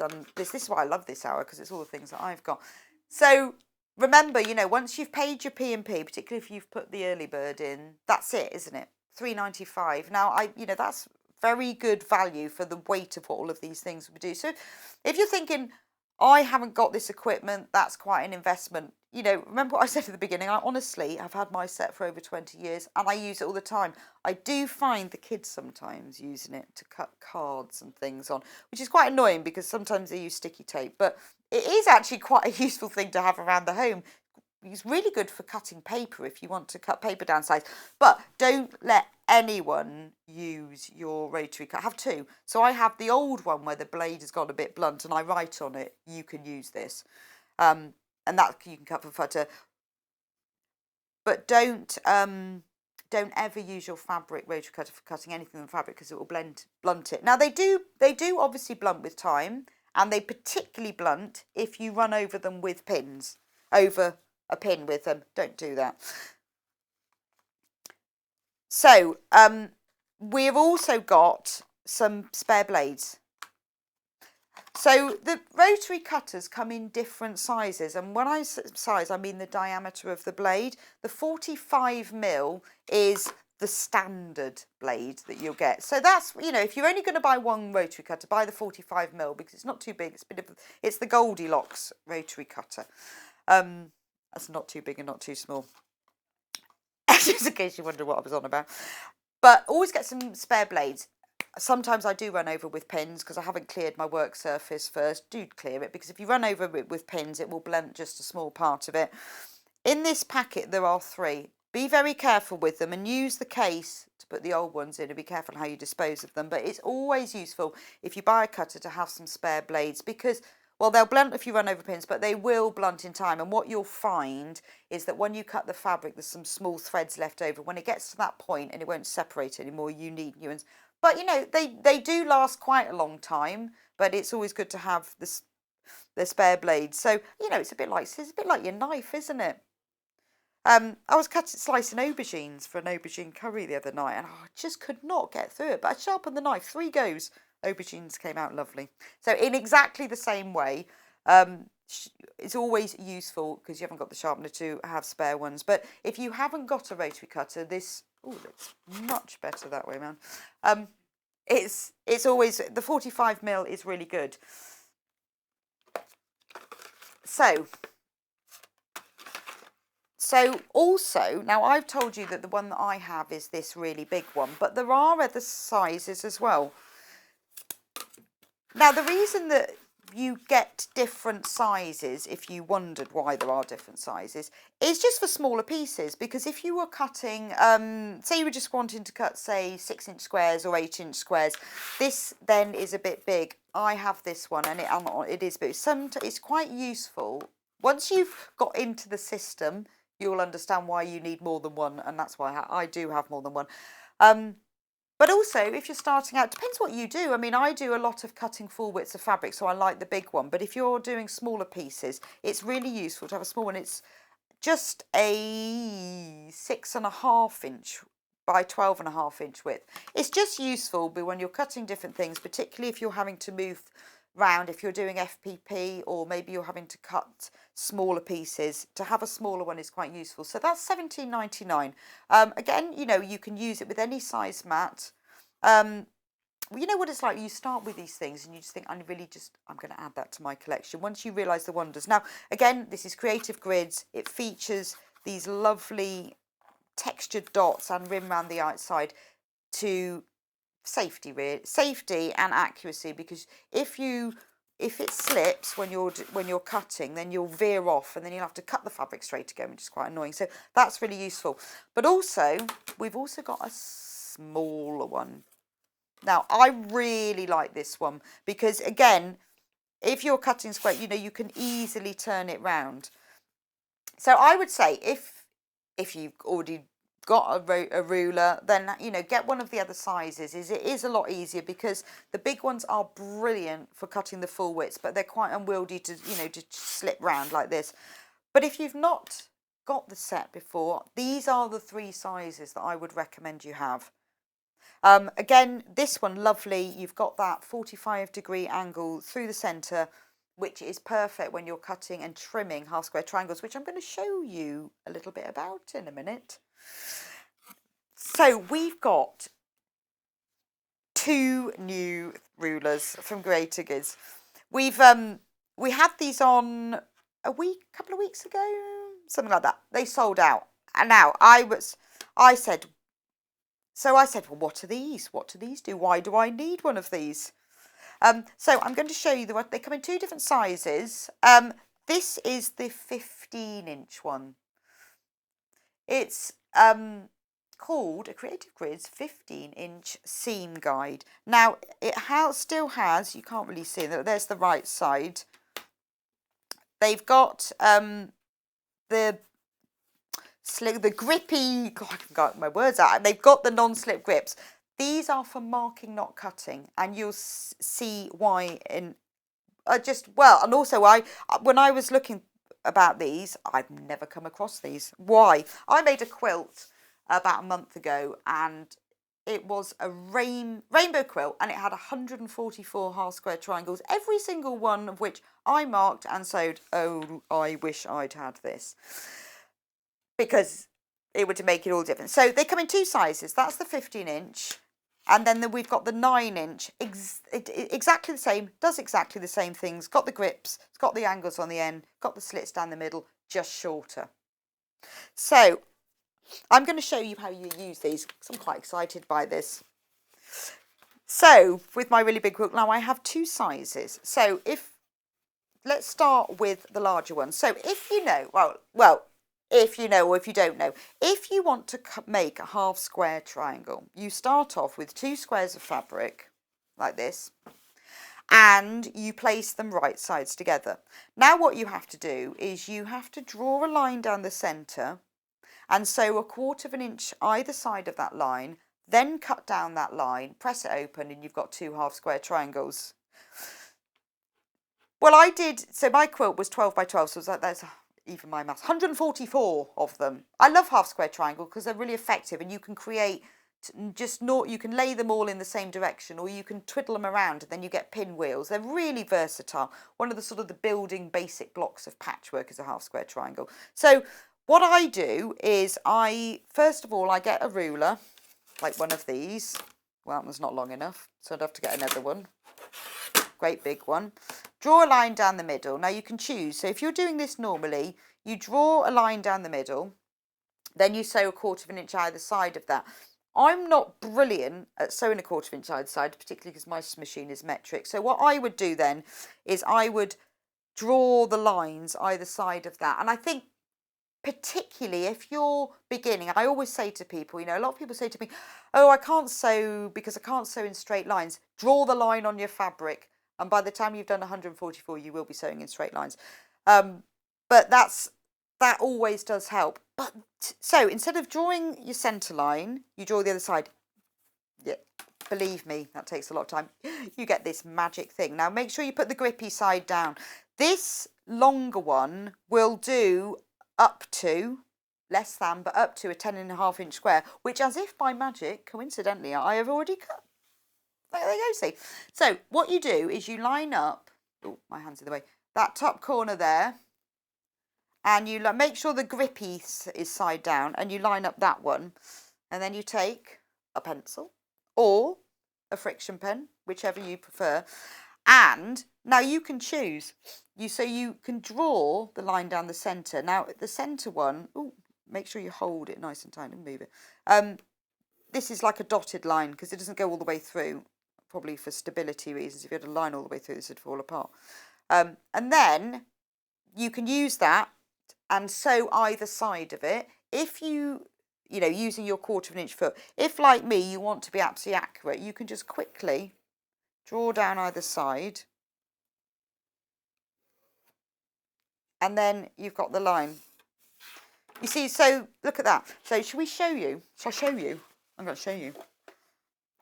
So, yeah. Now, if you've got your 1/4 inch foot, you don't need to mark down either. Oh, gosh. Oh, no. I've just sewn it in the wrong place. It's because I'm talking. Honestly, does anyone else ever do that? Do you do that? That you're just chatting? Right. Don't sew down the centre line, because it doesn't work if you sew down the centre line. Sew down the outside lines. Now, this is obviously not part of how the ruler works, so I'm just going to show you how great it is. So if you've got a 1/4 inch foot, you only need to mark down that centre line. If you've not done much patchwork or don't know about half square triangles, honestly, they are just the best thing because they're very easy and they are also extremely economical with fabric. Because the only waste, you're making all of these triangles and the only waste that you're getting is the seam allowance. I think that's why quilters love them. So, now we've done that. This isn't for cutting, it's too narrow for cutting. You'll cut your fingers, so don't use it for cutting, just use it for marking. Take your rotary cutter and ruler, or you could actually just use a pair of scissors, and then you cut along that dotted line, like so. And then we now have 2, not just 1, but 2 half square triangles. No waste, no waste. You see, and then you can lay them all the same way round, like that. Or if you turn them, well, no, that's the same way round, like that. Or, oh, I'm going mad now. Or if you do 4 of them that way round, you've got a pinwheel. So that's really, really quick. And honestly, if you've done half square triangles, you'll know exactly what I mean. If you haven't, this is really quick. Now, for that's the larger one. The smaller one, that's only just back in because they were so popular. It's just one of those. I have tried so many different gadgets, and some of them I never use again. There's one that I've never ever used again. This is not it. I'm going to tell you what that is. Although I don't think we actually sell them, but I would definitely use this. I'd keep it in my pen pot. So this one will do up to 6.5 inches, which is what this square is. If your square is a different size, so say you bought the bigger one and you wanted to do smaller ones, that's absolutely fine. All you do is match up one corner and then make sure that this the groove that's in the centre matches on the bottom corner. So the whole point is, if your squares are more than 6.5 inches, you will need the larger one. But so it depends. I mean, you know, you don't often do bigger ones, but the larger one will do any size up to 10.5 inches. So it's up to you which one you get. So you can go smaller, but obviously you can't go bigger. But you know, just so you. But you know, look at that. So if you've got your 1/4 inch foot and you can sew, you know, I'm going to mark that 1, 2, 3, done. Right, so now let's get my ruler. I'm going to do a little experiment.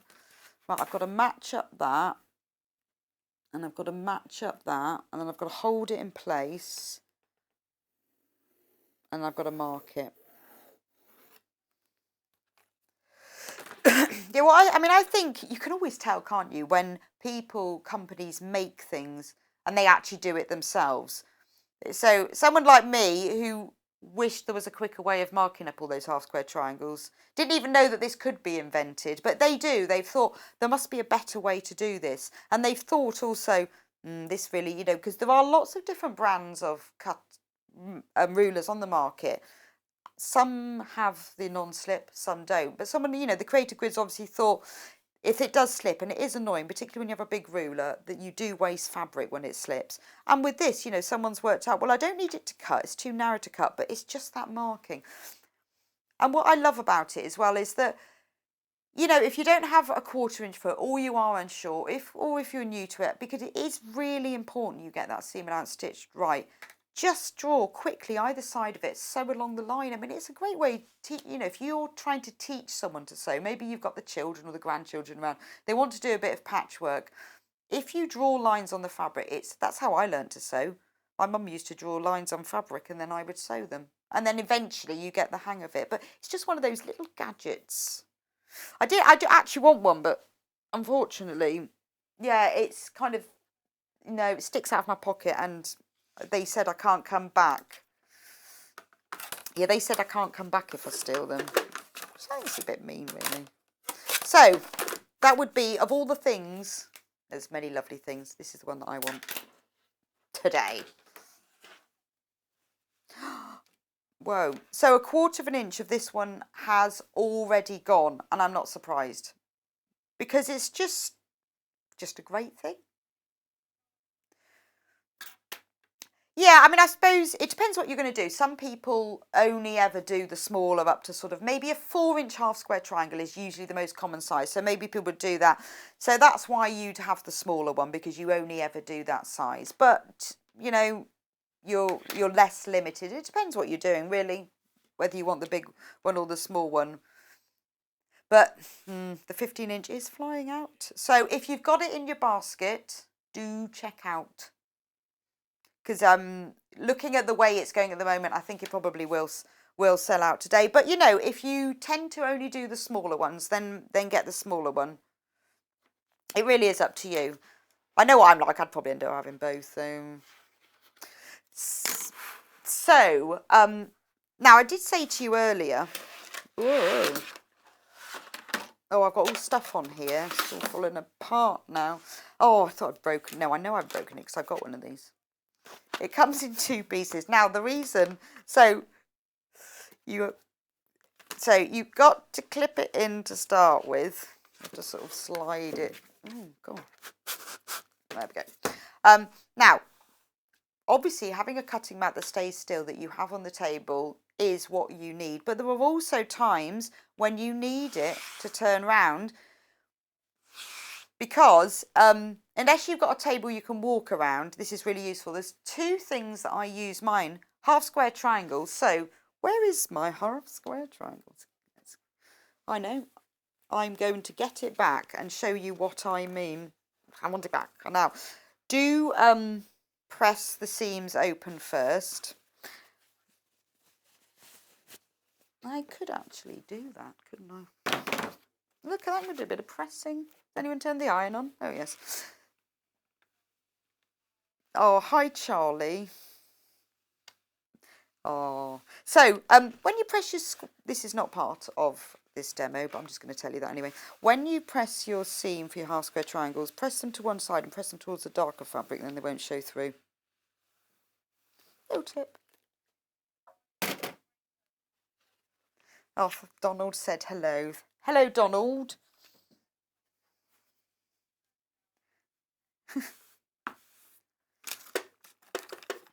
So when you've sewn this and you need to trim it, say this has got to be a 10-inch square, for example, you might trim off a little bit on one side just to get it level. This is where actually, you remember I talked to you earlier about your 45-degree angle. This is where this comes into play. Because it's very important that, because you always have to trim them. When you do half square triangles, you always make them bigger than you actually need so that you've got room to trim them. Place that 45-degree line along that seam. You then know that it will be a perfect square, because it's important that the line goes down the middle. So trim it down one side. Now what we've got to do, because we want this to be 10 inches, we've decided, we now need to trim the other side. So I don't want to move this because this is really nice and straight.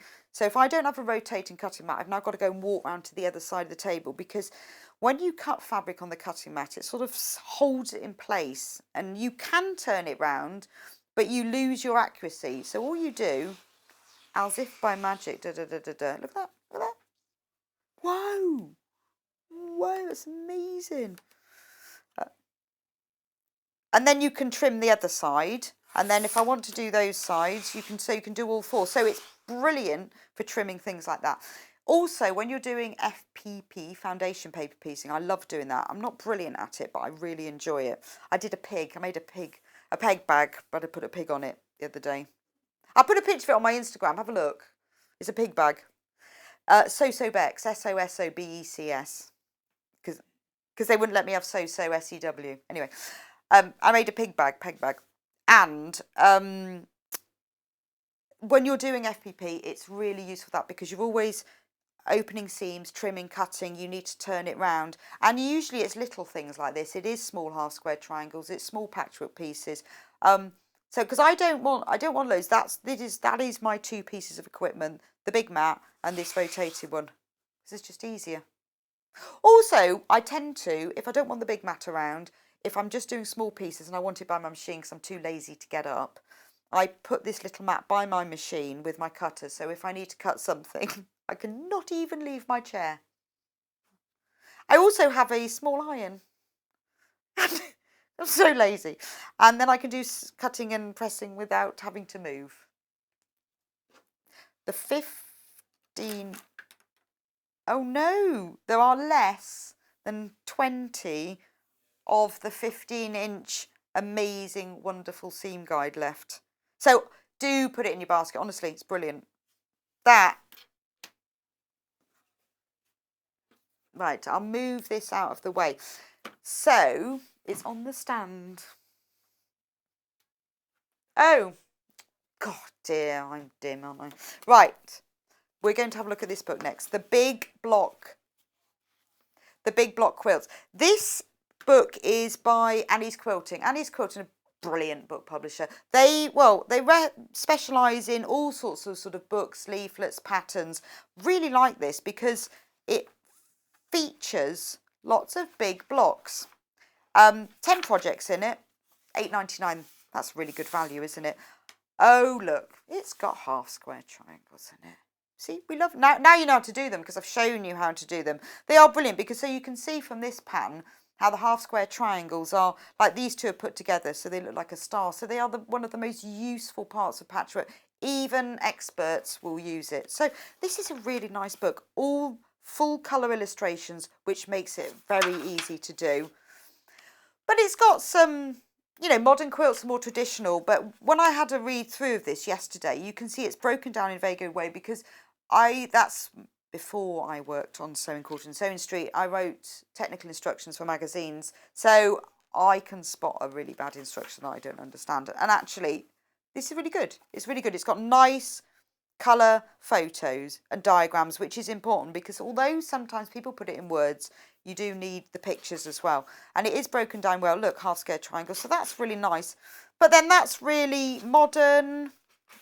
Then this one, oh, that's lovely, isn't it? Pebble Beach. Soothing quilt will transport you to your favourite beach. And Joe's singing to me now. It's lovely. That's really nice. Oh, look, it's got half square triangles in it. Lovely. And this one, wow, this has got a applique in the centre of it as well. Really like that. And it explains all about the applique as well, how to do it. Yeah, I mean, when you think about it, if you bought yourself a pattern, they would often cost £8.99 just for a pattern. But in here, for £8.99, you've got 10 of them. And look, this one, if you've not done applique before, I love that. Oh, it's raw edge applique. That's really nice. So it's just fusible. So you press the strip on and then you work a blanket stitch around the edge. So that's a little bit different, isn't it? And all the templates. Oh, it's a leaf. I said it's got the templates for the hands, but they're the little leaves that go in there. All the templates are in here. But that's lovely. That's a bit of an optical illusion. Really into optical illusion quilts at the moment. That's quite clever, isn't it? In fact, from where you can see on the screen, it looks better than from where I am because it's a little bit further away. Oh, yes. Well, I'm not surprised. There's less than 20 left of these. It is. Well, it is because they've done it really, really easy. They've broken it down. You've said it in words and they've shown it in pictures. They've given you a picture. I think sometimes publishers underestimate the importance of a flat shot. They show you these, that's a technical term, they show you these like quilts. Oh, isn't that lovely? It's got a jug. Yes, that's really nice. But actually, what does the quilt look like? I want to see, it's really nice for the inspiration, but as a quilter, you want to see what it looks like flat. Because when you're then following the steps, you think, well oh, that's where it is. It makes a big difference. And also, I think when you're choosing fabric, it makes a difference if you can actually see what fabrics are going, what is easier to choose. You've got a couple of table toppers. So you've got big quilts, you've got table topper quilts, a plique, a fresher, a bed runner. Bed runner is very useful if you've got a dog.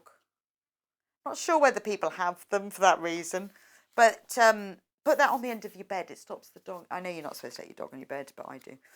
I'm not supposed to. The dog does not go on the bed. But if the dog does go on the bed, a bed runner is very useful. They're actually bed runners. I know it says bed runner, but they're really good for table runners as well. Exactly the same thing. And actually, then they've got a few basics just to help you at the end about backing, binding and quilting. But, you know, I think for £8.99 with 10 projects, that's really, really good value. I like that one. Oh, Sandra's saying she's enjoying my show. Thank you, Sandra. That's really kind of you. For EPP, oh yeah, I guess so. Well, I mean, anything, I hadn't really thought about doing a EPP. Yes, but if you're cutting hexes with a rotary cutter, yeah, you definitely can't move around. There's something about, you'll know if you've used one, if you haven't. When you cut with a rotary cutter, it sort of seals. It sort of seals. Let's move to back. The fabric, shall I show you just very quickly with my little square? When you cut, see if I take that away, it sort of grips the fabric slightly. So it's nice and neat. So if you're cutting all around sides, you don't really want to be lifting that up and moving it. Do you see what I mean?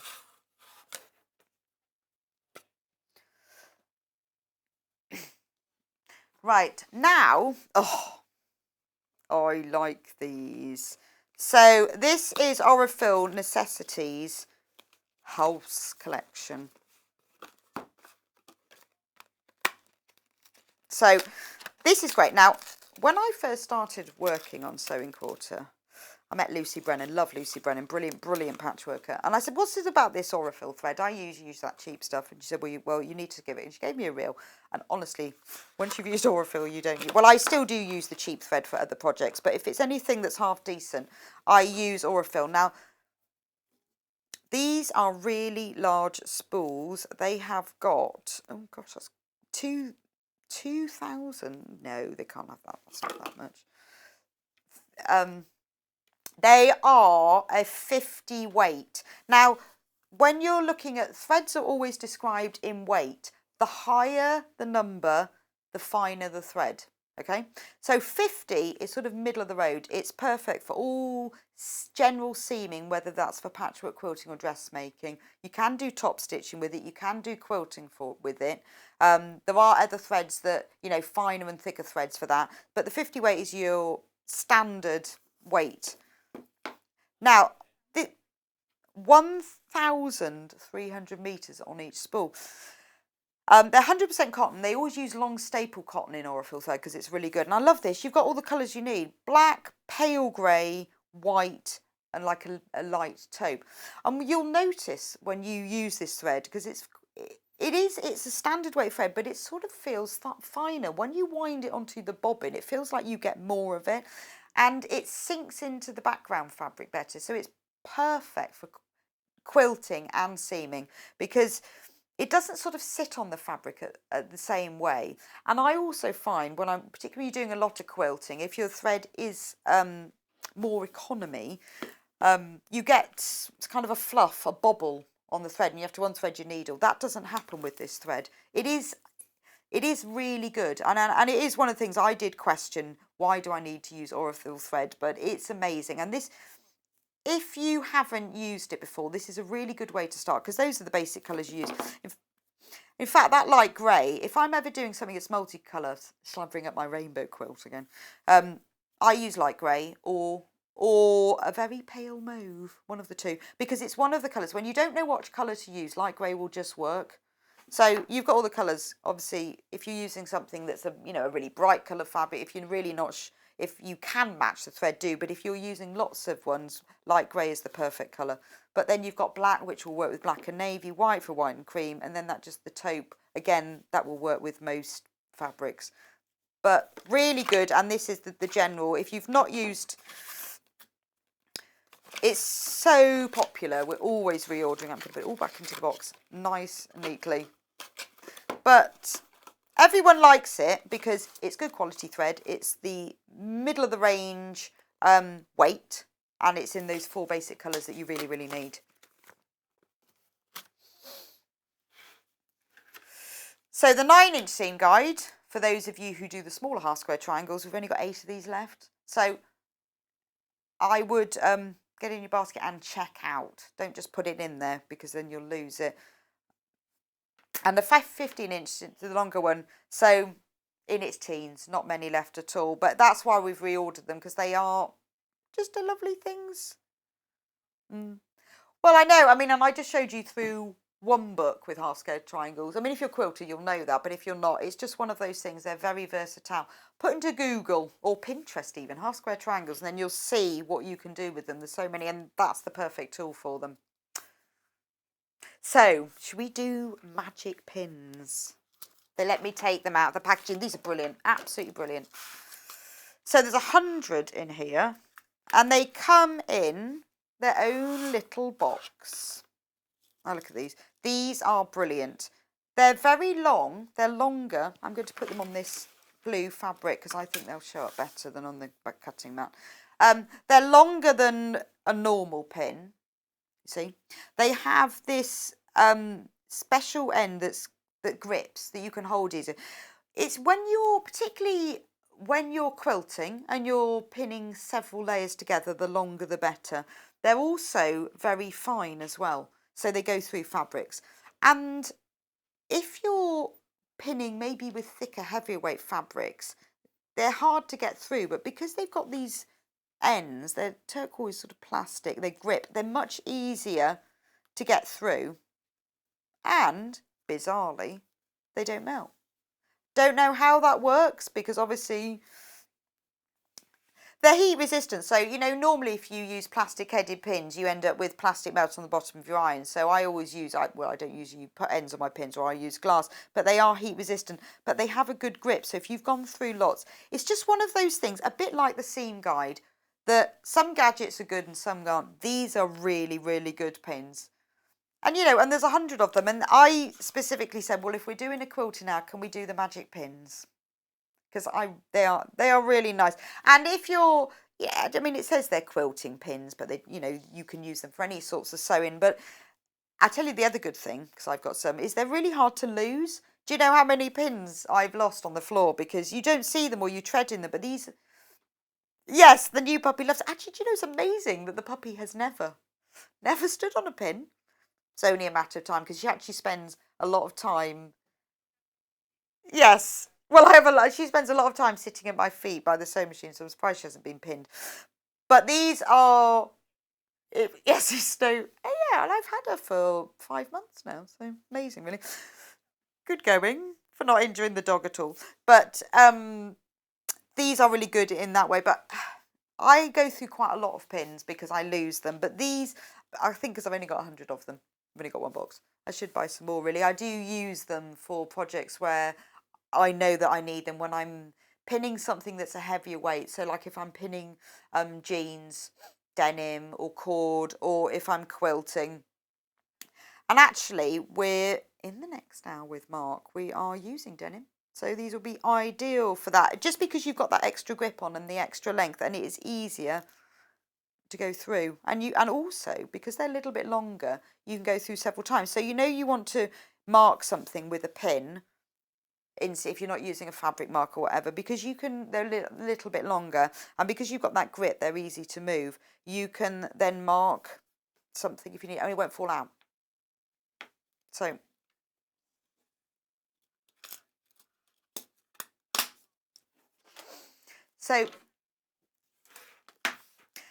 this is the other book by Annie's Quilting that we've got today. And again, Annie's Quilting, really good quality. They are really good books because they know their stuff, clearly written by quilters for quilters. Again, £8.99. There's 11 projects in this one. Right, so let's have a quick look. Squares, Charm Plus. That's really nice. Do you know actually, this book, it only uses charm packs. So if you've got a charm pack, that's great. You don't have to have a charm pack, but charm packs are 5-inch squares. And if you're not used to them, some fabric manufacturers, they will cut their fabric collection. They'll take, say they've got 25 fabrics in the collection, they'll cut one of each into 5-inch square, and then they'll sell them all together in a 5-inch charm pack, which means that all the fabrics will go together. But obviously you buy them because they look lovely and they're really cute because they're 5 inches, and then you wonder what to do with them. But every single project in here uses a charm pack. But you don't have to have a charm pack. What it means is that you use 5-inch squares, or 5-inch squares which you then cut smaller. But that's the point of it. If you've got a charm pack, this is some inspiration. Or, do you know what, it's a great stash buster, because however much stash fabric you've got in your stash, you've always got a 5-inch square of something. So if you've got loads of that, I mean, you know, for example, this quilt here, Porch Swing, look at all of those different colours. So if you've got lots and lots of fabrics that you want to use up, that you know sort of blend together, that's perfect. And in fact, it's the same with all of these. Again, full size picture. Another lovely quilt, Dancing in the Rain, again using the charm packs. Oh, that's really pretty, isn't it? So I mean, it doesn't solely use the charm packs, it uses those as well as the fabrics. So this is a really nice quilt. This is perfect for somebody, either a beginner or you want something a bit modern or a bit more understated. Whole cloth, so pure quilting across it, and then you've got the charm packs running over the centre. This one's lovely, Charming Stars and Pinwheels. I think those pinwheels might be half square triangles. I knew there was going to be a theme. They're just half square triangles. They're just everywhere, aren't they? I know. So that's why we've got books with half square triangles, and we've got these amazing rulers as well. And look, they come again, you know, you've got the small diagrams, you've got the picture. It's not just quilts though, there are smaller things. Here's a table runner. I quite like that one actually. That's really nice, really nice. That's lovely, isn't it? Now, this would look fantastic in Christmas fabric. So you had a Christmas charm pack, or you've got some in your stash. They are half square triangles running through there as well. So, and, you know, you make this for Christmas and then you bring it out every year, because you know how you bring out your fairy lights and your tinsel and the sort of the nodding reindeer and things, then, you know, you should be bringing out your table runner every year. Or an Easter one, or just nice one. And quilted as well. That's one that's a bit modern. So this book, I mean, £8.99 for 11 projects. There's something for everyone here. You have got the more modern things. You've got the more traditional. Hot pads. Oh, that's nice, isn't it? That'd make a nice gift. So butterfly hot pads. Put your thermal in there. So yes, it would look nice. So these are great gifts. It is only 112 days till Christmas, which isn't actually that many, is it? I think it's 112. Or might even be less than that now. It was 114 the other day, so it's probably less than I can't remember. But anyway, it's not that long. So, you know, perfect gifts for that. Little butterfly hot pads or a quilt. You've actually got enough time to make a quilt, to be honest. Love those mug rugs. They're really pretty, aren't they? That's got a nice bit of free motion embroidery on. Love free motion embroidery. But that's really useful because you've got the templates as well. Honestly, it is written. It is written. It's got everything you need to do. It tells you inside. You need to know that. You know, sometimes. Oh, the big block quilts. This first one that we saw is about to sell out. So if you want it, pop it in your basket. £8.99, 10 projects. And the Just Charm quilts, again, £8.99 for 11 projects. Yeah, so they both feature half square triangles, and if you want to use them or you want to, I would team the book with the ruler, because it will make it a lot easier.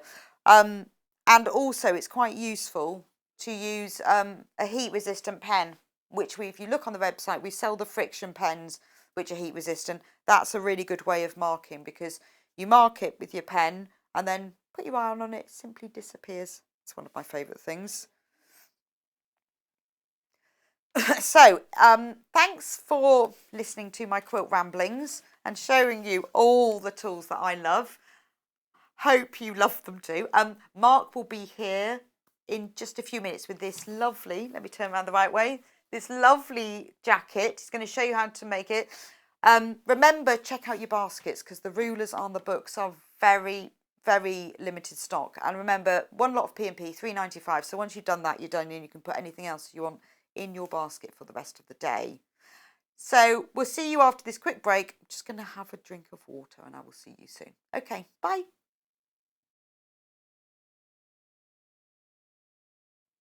Hi, I'm Debbie Shaw from Sewing Street, and these are my 5 top tips for successful sewing. So, number 1, always use a good quality thread. A good quality thread will keep your seams stronger and also help to prevent lint building up inside your sewing machine. Tip number 2, if your project isn't going quite according to plan, put it down, walk away from it, come back again the next day and you'll probably find that things don't seem half as bad as they did. My tip number 3, never throw away your sewing machine manual, always keep it to hand because you're going to find hints and tips, techniques and troubleshooting in that manual. You'll miss it if you lose it. My tip number 4 is to read your pattern instructions before you even cut out your fabric. Different manufacturers of patterns will give you different instructions, different ways of constructing your garments and different seam allowances. So to have a successful garment, you need to follow the instructions precisely. And then tip number 5 is don't give up. Every professional sewer sewed their first seam. Every professional quilter quilted their first quilt.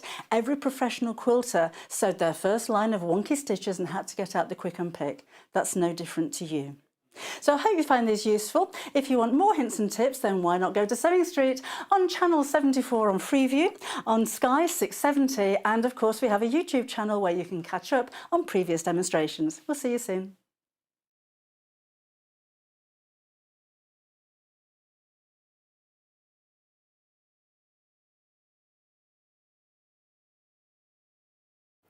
Hello everyone, my name's Cara Ackerman and I'm absolutely delighted to be here at Sewing Street.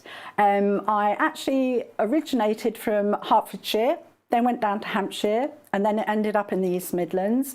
I've been in the East Midlands for about 40 years now, which seems crazy, but 36 of those I actually worked with DMC Creative World, which was wonderful. I really, really enjoyed that.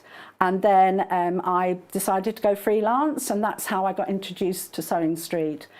I love doing anything to do with textiles, so embroidery, cross stitch, patchwork, done a bit of quilting, bag making, toy making, oh goodness, there's loads and loads of things.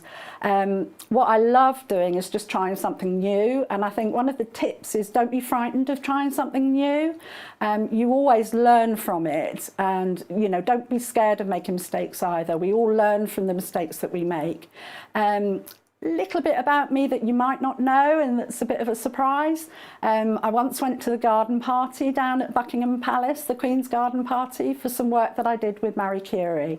I was so lucky to go there and just a wonderful time. So I hope to see more of you on Sewing Street and I hope to try lots of new crafts with you.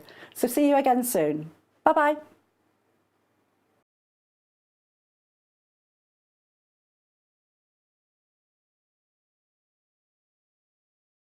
Would you like to take part in our weekly competition?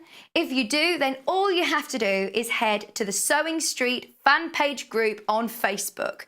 Post your picture of your make. Myself, Debbie Shaw and John Cole Morgan love looking at all of your makes every week. We pick our favourite and announce the winner every Friday live on the show. Happy sewing and good luck.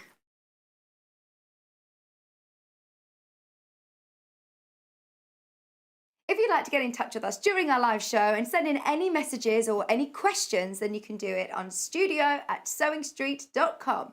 Alternatively, you can message us on our official Facebook page.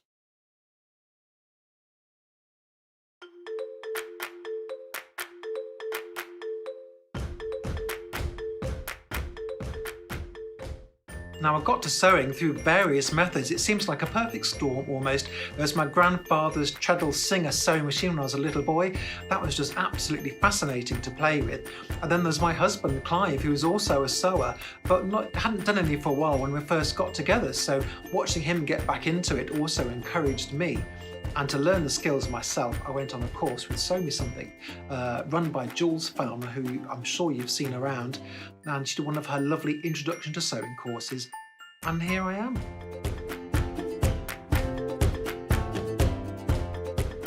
Now, something you may not know about me is that I once appeared on Blue Peter.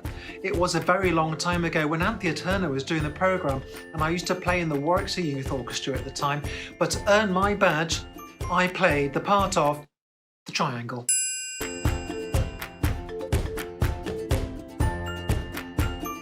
I look forward to seeing you all really soon on Sewing Street, where I'm going to be showing you how to make lots of lovely things. Welcome back to the Eloise jacket. Do you know, it's not fair because this is taller than me. I wish we could lower it. This is my new friend. And it hasn't fallen off, but it's actually taller than me. But look, what a beautiful jacket. So we are in this hour. We've got the lovely Mark back who's going to show us how to make the Eloise jacket. So this is the pattern. It's called the Eloise. It's a shorter jacket, and you can't tell from here, sort of, well, waist length, so it doesn't cover up your hips, which I think is much more flattering. It's got the longer sleeves, so can be used, you know, we can use it for any season. It's quite a good evening jacket. I mean, you can see from the front, you know, she's wearing it with a pair of, you could wear it with like palazzo pants, jeans, dress. Perfect for parties, you know, make it in a plain colour to sort of jazz up a lighter dress. But it's nice if you still want a bit of shape. It really is just a little cover-up jacket. So again, this is by the Pattern Preacher. It's available in sizes 6 to 20, but it's the sort of jacket that you will use time and time again. You can make it in a specific colour so that it matches a specific outfit, or make it in something a bit more neutral, and then it will match other things, which is what we've tried to do with the bundles. The second image on the website, so we are offering today 2 fabric bundles, which gives you enough fabric to make even up to the bigger size jacket.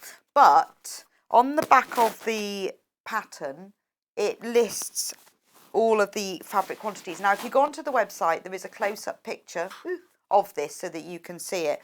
But also, if you are buying the fabric specifically, not in the bundle, but from our half meters, measure yourself first, because just because it says a size 12 doesn't mean you are a size 12. So do measure yourselves and then buy the fabric accordingly. So what's great about these patterns is that they're really good quality. So once you've made this and you like it, you are going to be making it more than once, I'm sure, because it is such a versatile jacket. The patterns are really heavy paper. They're easy to reuse, so they're easier to cut, and if you want to change it, if you want to shorten or lengthen the sleeves, they are much reusable. Full instructions are in there. There's also a glossary book. On the back of the pattern is a QR code, which if you scan that takes you through to the YouTube video. It shows the Pattern Preacher making the pattern, or you can just go straight to YouTube it. Or you can just watch Mark, who's going to show us today how to make it even better. Now, the pattern, just to let you know, Hannah's just told me that a quarter of them were checked out before the show even started, because they saw the jacket, they saw Mark, and that was it, really. That was it. And we can't get any more today, so you know, if you really want it, I would put it in your basket, but do check out. But, you know, once you've watched Mark demonstrating it, I think it's just one of those sort of wardrobe staples, isn't it, really? So we have 2 fabric bundles to make things easy for you. Now, this is something I always struggle with dressmaking, is you think, what's the right fabric? Because even if they list it on the pattern what the fabric is, you've then got to find it. So we've chosen 2 fabrics and put in a bundle. We've got a denim, because I think this will look lovely in a denim. So there's 2 meters in this bundle. And this will cover, look at this, look how much. Shall we open it all up just to give me a little job later? So it's 140 centimetres wide and it's 2 metres long. I'm going to have to fold that back, I know, but look, it's the only way to see how much fabric you've got. So you've got a lot of fabric. Is enough to make the bigger size. If you're smaller than that, then if you've got enough to make the bigger size as well. But with the denim, that's real day-to-day, isn't it? You know, you can wear that with loads of different things. Put it with your jeans, do that double denim look. It's supposed to be coming back, isn't it? And now be a bit of double denim. Look lovely with a dress. I've got a denim jacket which I embroidered flowers all over, and I wear it all the time with lots of different. It looks really not lovely with a pretty print or just a white t-shirt, some black jeans or something. But in the denim, it's just versatile. I don't know what it is about denim. It just sort of seems to go with everything. Never really worked that out, because you wouldn't wear blue trousers with anything, but you'll wear denim. Maybe it's because it's softer. I'll have to ask Mark in a minute. He probably knows the answer to that. But it. Now, if you fancy a little splash of colour today, we've got, I'm not going to open all that one. I'm just going to show you the colour because I've just realised how difficult it is to fold it all up. But just so you can see the colour, this, it's a denim weight, perfect for this jacket, but a really lovely pillar box red. Red comes in all sorts of shades, quite hard, isn't it? I'd say this was more of a blue red than an orange red.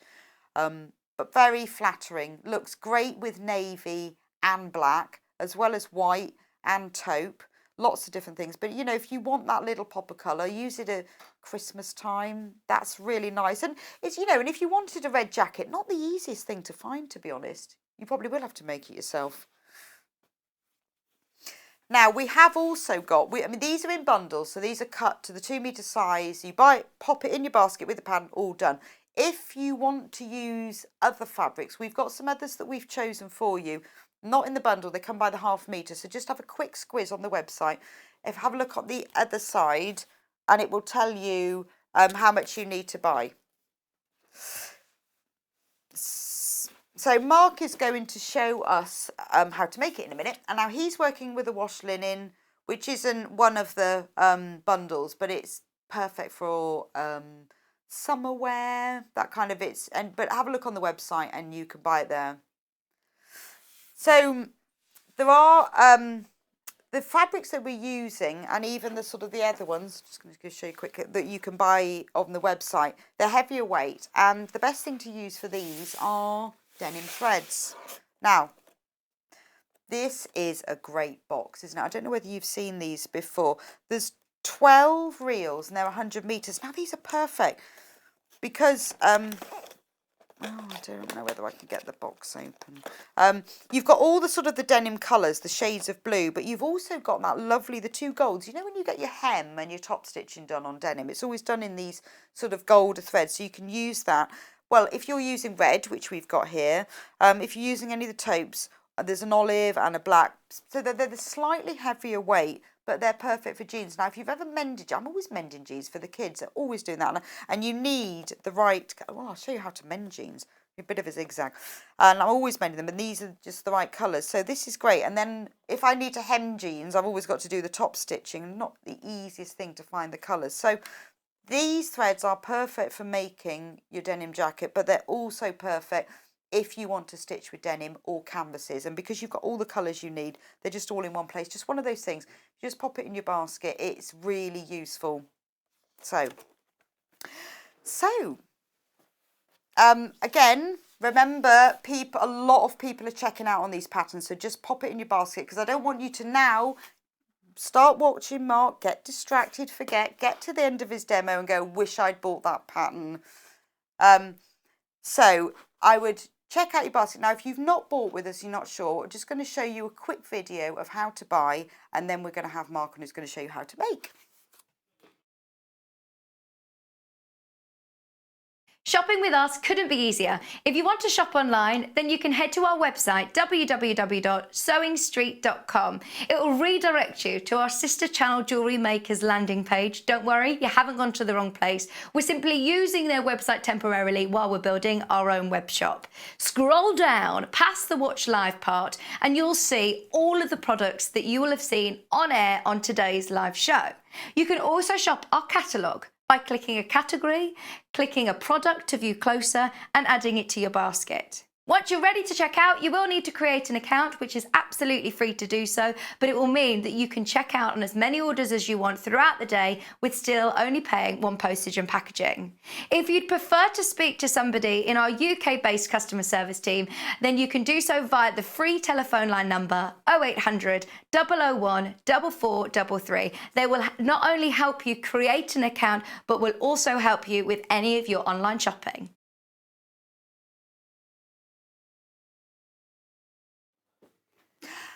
And welcome back. So look, we have now got Mark back in the studio. Now, if you weren't here at 8 o'clock... Whether you wanted me or not. Whether you wanted, yes. He was about to run away. We made him stay. So if you weren't with us at 8 o'clock, when he made that gorgeous dress, thank you so much for all the messages that you sent us. We're going to show them all to Mark later, but you've obviously really enjoyed his gems. You've taught us so much. It's been brilliant. Oh.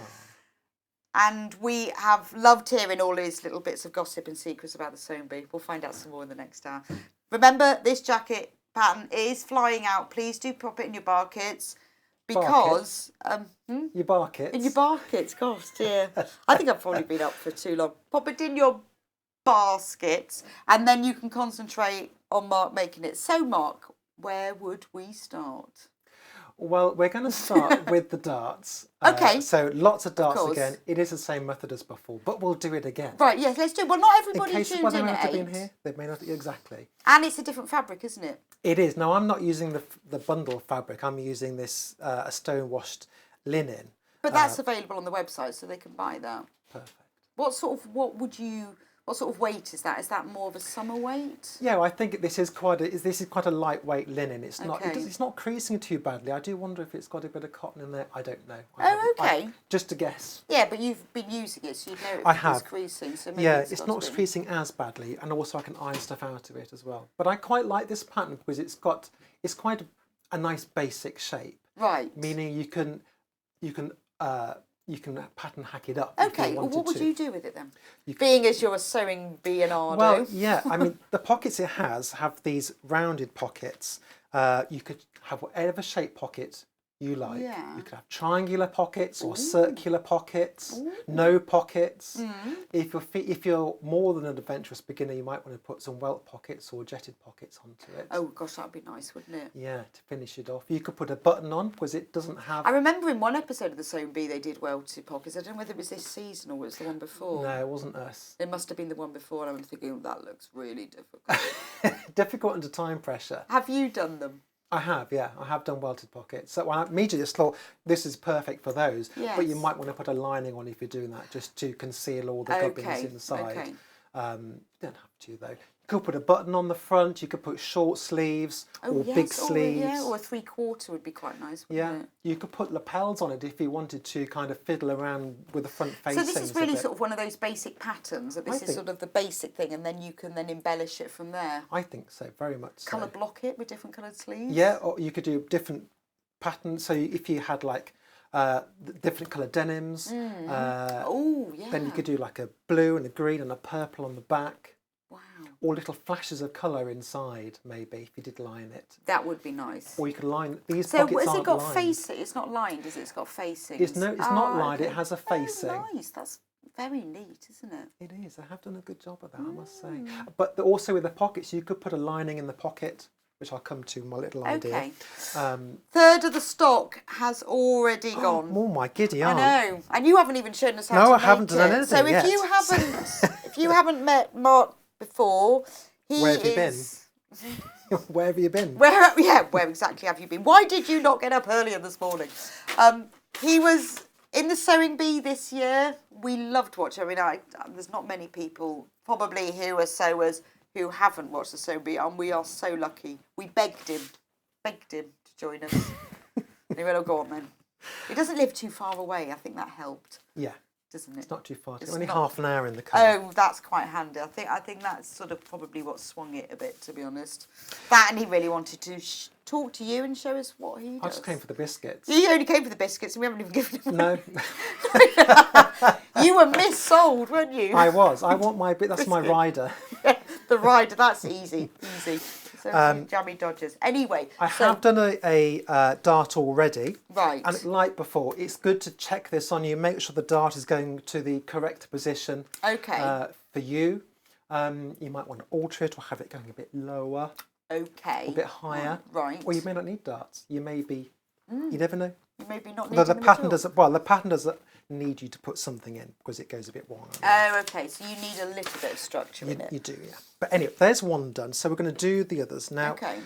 I did this in chalk last time, but I haven't picked up my chalk. So because I don't know whether my fabric pen's going to show up particularly well on here. But let's have a crack, shall we? Where did I put it just a minute ago?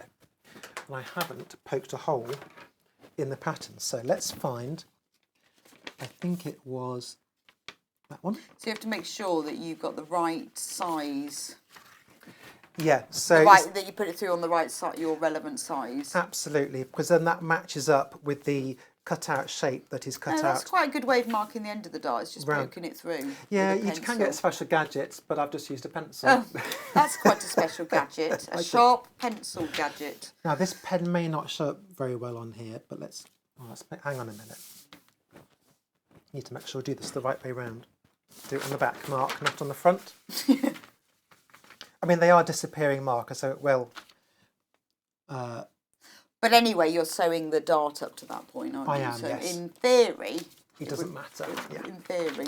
But I'm a bit more sparing with what was it? want some there's scissors in here. They've gone back, haven't they? Yes, we had a little tidy up, but we just end up with so much stuff, and then you can't show anything. So we do have a little tidy up in the break. I'm just going to snip the. Oh, crikey, they're close together. I think it's that one. Oh, okay, There so we go. you snip the pattern. I just snipped it so I can work out. That's a good idea. Does that make it easier to mark? Or? Yes, because I'm looking at the back of the pattern this time. I want to know where I need to sew. Right, because, oh, I see. So one side of the front, you use the front of the pattern. Yes. And the other 'cause side it's of the front. Because it's a mirror. You use the back of the right. I've got it. So you. So by Or so you do end snipping up it- with two right sides or two left Yes, sides. yes. Like that So rugby shirt you were talking about earlier. I had a hell of a game with that because I don't really play rugby. It's far too violent for my liking. Something more delicate for my taste. But, Like piano playing. yeah. I know. It's wonderful. We should have bought a piano and we could have had a little Well, musical interlude. I'm happy to do that. Right. Next time.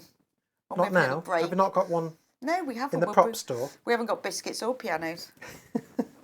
Next time we'll have a little musical interlude.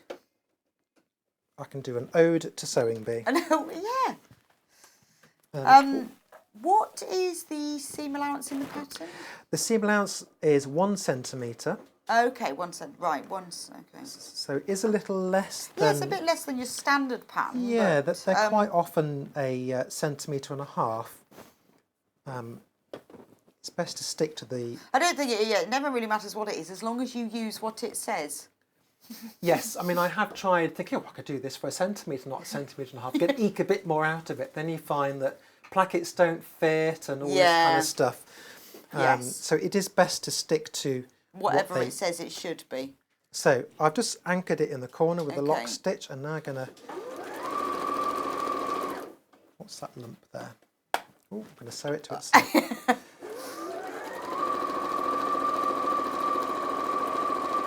God, that is quite a long dart, isn't it? It is a long dart, isn't it? But then she might be a busty lady. Have I done it the correct way round? Yes, I have. That's good. So So again, like with the dress, you just tie that exactly the same. Yeah. Gonna twice. tie that off. Such a good tip, that makes it so much neater. And then how long do you leave the thread ends? Well, I snip them right down. It doesn't. Oh, Like- okay. like- You don't have to leave loads on. I don't think so. No. So let's get. Always double-sided. I just realised. Magic. And which way did I press the other one? Let's press them in the so same which direction. way do they have to be? Oh, down, I presume. Yeah, usually they only go in one direction. The angle on the outside okay. normally makes it sit flat if you've sewn it correctly. And do they normally go down? If you did, Yes. when you normally make jackets, do the darts normally, or is it just depend on the pattern? It depends on the pattern. So if I did it up, Yeah. then you'll see it sticks out. Yes, exactly. But we're going down. So Right. usually, depending on where they are and how they've Okay. designed the pattern, it will only go one particular direction. So let's give this. I do like ironing, you know. Do you? I don't. I quite like ironing. Do you know, I don't mind ironing sewing. Oh, So okay. this sort of ironing, because it's really pleasing, isn't it, when you've sewn a seam and it looks a bit puckered or, you know, and then you iron it and you think, oh, lovely. But it just sort of finishes ironing your off. underpants ready for the morning. No, I don't really like ironing, no. Oh, I do. It's actually I'm quite quite boring. happy. Sunday evening, Antiques Roadshow. Angela was just messaging. What's Angela saying? Oh, so she's going to get... Angela's daughter's getting married next April. Is she?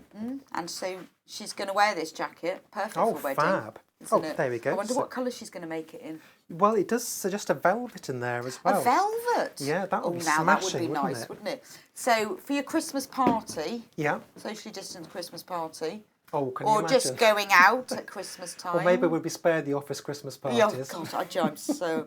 Oh, that's got to be one benefit, hasn't it? Spared.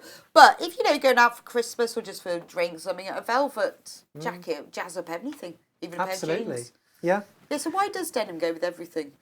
Any I ideas? don't know really. I mean, denim started out a long time ago, sort of in like the 19th century as workwear for work because Yeah. it's a tough, hardy fabric, and somehow over the years it's kind of transitioned itself into casual. Yeah, day-to-day- non-work wear. Yeah, non-workwear, just wearing it and dressing it up, dressing it down. It does have that appeal, doesn't it? It's Yeah, kind of a there's something wardrobe I staple. use it a lot for making things like wash bags or bags because it's just. Yeah.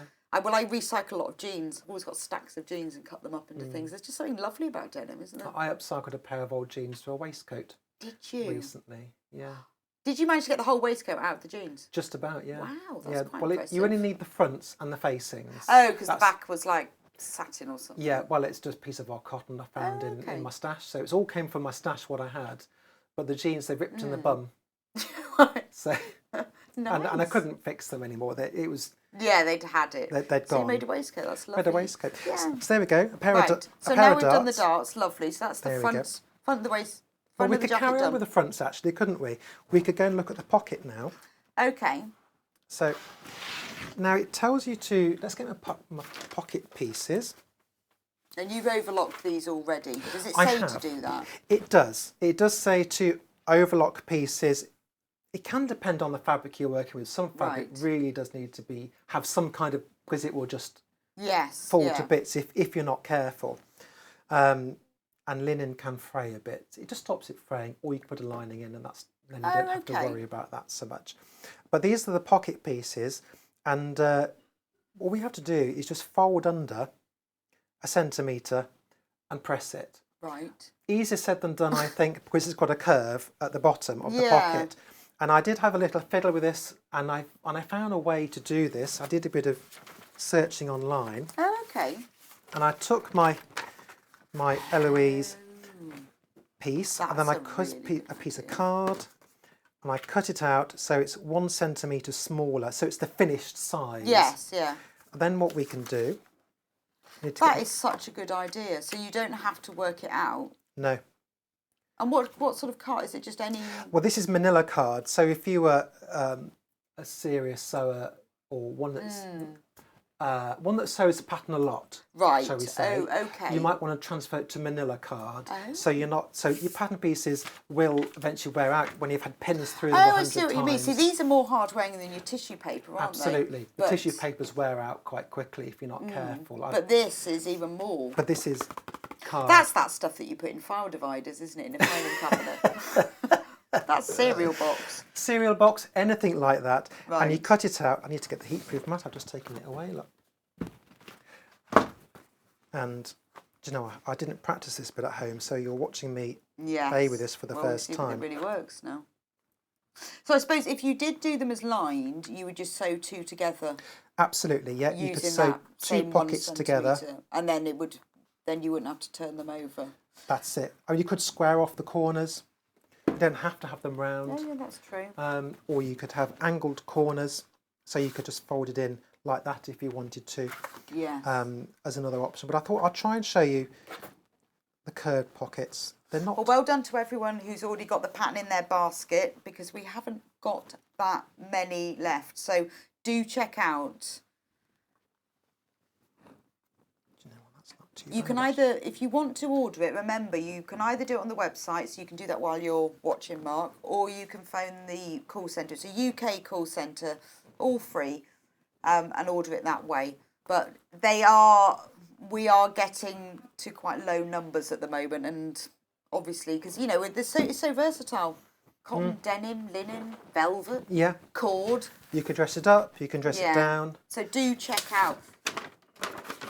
So, Yeah, it's just a classic.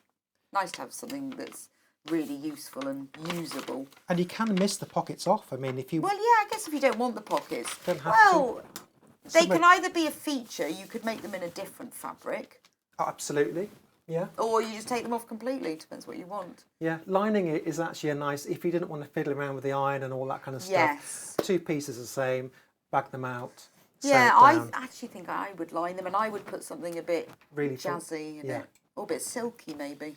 Well, that's where you can go to your fabric box and look out something which is like a bit of an old fat quarter. Yeah, you know, that's a real, because what size of piece? It's not very big, is it 6 inches or something? Yeah, it's not not- very big. So you could, you know, put a real nice little bright pop of colour inside there. Little secret. And that's what I did with the upcycled, I did a second upcycled waistcoat Yeah. as well for a sewing summit for Rebecca Page. And I did another waistcoat for them, and I used the pocket bags, because it was trousers rather than jeans Yeah. this time. I used the pocket bag lining, which had a funky fabric in it, for the pocket lining on the waistcoat. Oh, nice. Even though it didn't match the back, it didn't I matter. know, but it doesn't matter. It's just nice to have that, isn't it? Yeah, I knew it was there. But, you know, I think with all of these, but the whole point of dressmaking, isn't it? Well, I mean, it's because you enjoy it, but the whole point is so that you make something that fits you and that's unique. So you don't always have to use the instructions on the pattern as inspiration. Absolutely, and I think that's exactly what they're for. It's not Yes. gospel. I know. I just- think we often think it is, though, don't we? We sort of think, Yeah. oh, we've got to do it like that. It's a guide. It's a guide. It's a starting point. Yes. You can miss things off. You can put two different bits of patterns together. You might have another jacket pattern with different sleeves. You might want to just Yeah, I stretch them like the out. idea of sort of doing a 3/4 length. You could add as well. you can add just a simple button onto the end of the sleeve, Yes, and that will yeah. make it look like there's Oh, that it's actually got buttons, yeah. Or you could put in a proper sleeve if you wanted to. Well, yeah, the thing is that it then appeals to all levels, doesn't it? You know, if you're more expert and you're, or should I say more ambitious, then you can... Well, this is it, and it's just keep trying stuff. Just keep. Well, it's the only way, you know, people say, I wish I could do that, I wish I could do that. Well, nobody was born sewing. No. Every dressmaker made their first jacket. Or Poldark shirt. I know. I want to make another one. I have. Maybe I should wear it next time. The denim waistcoat, you should definitely wear it next time. Well, that's what you've seen me on. I think there's some pictures of me. Yes, yeah, sewing, I've seen yeah. that. Yeah, you should wear it. I'd like to see it as well. So what I've done there, I've just sewn, folded down the top Okay, by a couple of centimetres. Let's snip those threads off. so you could use a matching or a contrasting thread in that? Absolutely. So if I was in the red fabric, I might choose a matching, and the denim, I'd probably go for some contrasting. Yeah. Oh, But even you just can a do- slightly darker denim. Double could- denim pocket look. Oh, that's a good idea, isn't Double it? denim. So there we have the pocket sewn down at the top. There are pocket placement Oh, marks. so is that on the pattern? Is that marked on the pattern? It is. So on the pattern, there's Oh, okay. Right. little. So, I mean, it marks where to put it, but it's up to you Yeah, that's where's true, comfortable. yeah. But I've gone with where the pattern So you could suggests. pin it on and then... Oh, Well, I gosh, that's- guess you put the I thought pocket that was on stuck last. down. I don't... Could you put the pocket on last if you weren't sure about the placement?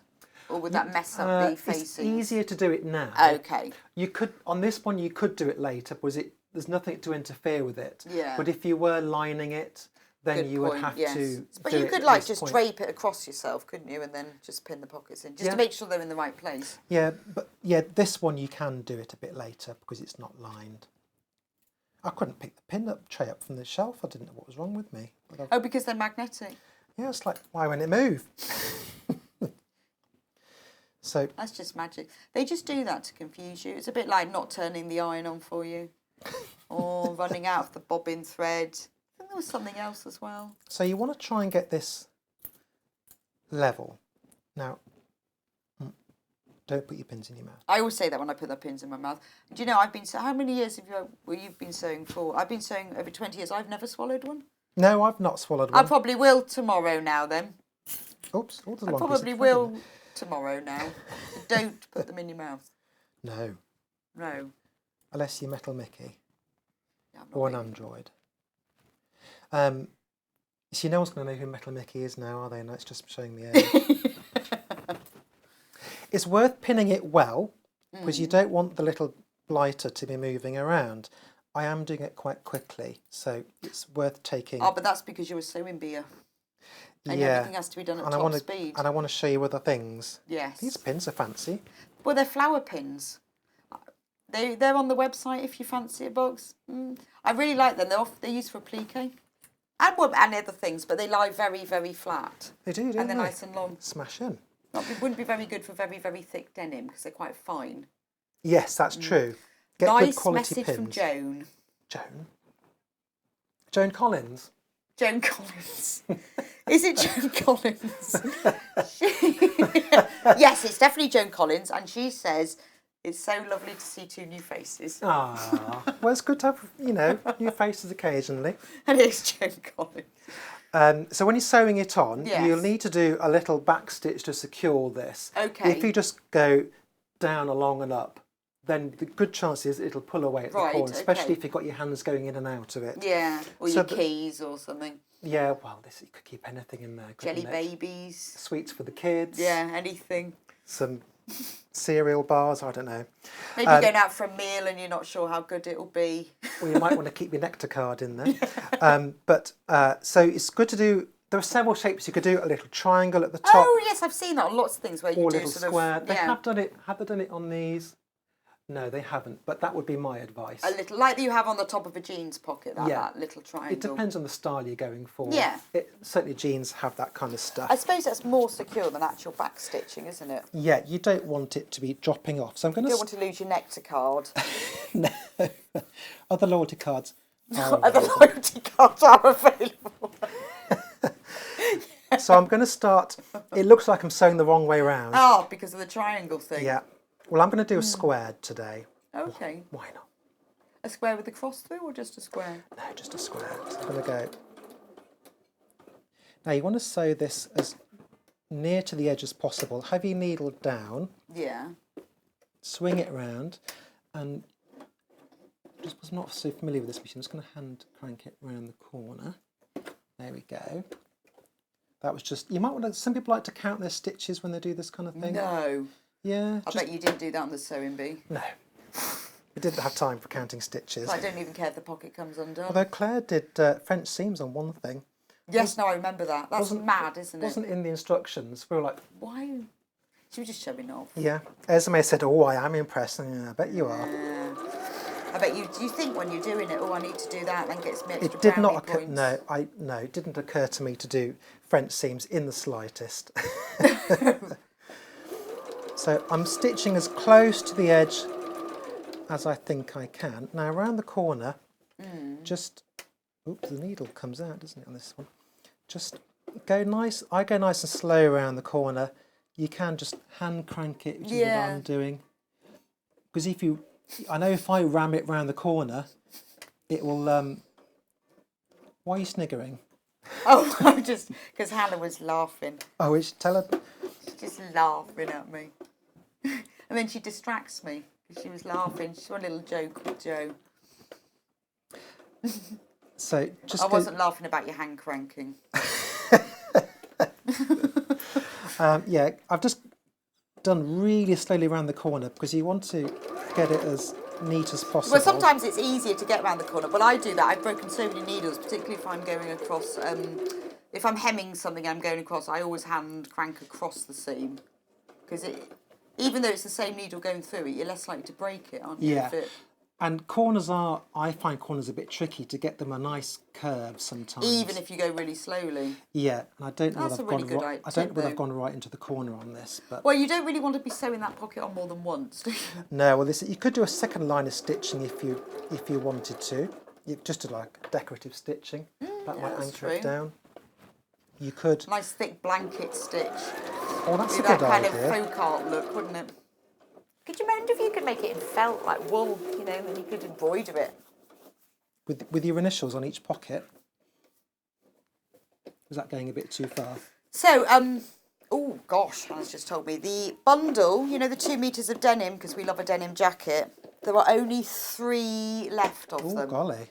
So if you want to buy the 2 metres of denim, and this is exactly the right weight as well, it's beautiful. It's not, it's not your stretched pinstripe denim jeans. I'm showing my age because I had some of those. Pinstripe denim jeans? Oh, did you? No, you obviously No, don't. I didn't have those, but they sound fun. Stretched denim jeans and white stilettos. Oh, they sound comfy. It's very classy. But And where if did you you went wear to the this? school disco in pinstripe white denim jeans and white stilettos, well. We But danced- anyway, We danced to Donna Summer and the Bee Gees. no, a little bit later than that. More like Duran Duran. Everyone else is going, who's Duran Duran? Ridiculous. Oh, But anyway, it isn't a stretch denim. It is a normal, true 8-ounce denim, which is actually perfect for this jacket. 2 metres. It's only 2. Someone's just bought one. There's only 2 left now. But there's exactly enough you need for it for the size 20. So if you're a smaller size, you'll have a bit left. But, you know, as Mark and I were talking earlier, denim is brilliant for everything. It is. You can do such a lot with denim. Denim handkerchiefs, Denim handkerchiefs. denim socks. Yeah. Yes. I've never heard of a denim handkerchief for men with big noses. With big tough With noses. big tough noses. So there we go, that's one on. I haven't quite gone into the corner on the stitching, Okay. but there we go. You'll take more time on it. Yes, I'm, and that's, I'm rushing it through. you have but done that quite quickly though, I'm quite impressed. just to give Yeah, you an to idea. get a really neat pocket on there. Yeah, so I've secured at the top. That shouldn't come away Okay. unless you've got children ripping at it. Yes, or heavy sweets. And you do that on the other side as well. Okay, so we've got about 10 minutes left. I don't know Okay. where it goes, just don't know. So these are the sleeves which I blundered into on the dress, but the good thing with these sleeves Yeah. is there's no front and back to it. I mean, I'm using a fabric that's the same on both sides, but you'll find, Oh, so they're completely symmetrical. yeah, which I've never seen before. No, they're always, and you know, you think they're symmetrical, and then you look at the pattern, you realise they're not. They're always usually, But I not always, folded this. Can I find my piece? they're usually slightly, I folded my, and they only have single notches on either side, which is what I thought. Where's the front and where's the back? But then I folded it in half, and well, they should have put It's the those on the same. rugby shirt and the sewing bee, shouldn't they? yeah, it's the same both sides, so you can't go wrong.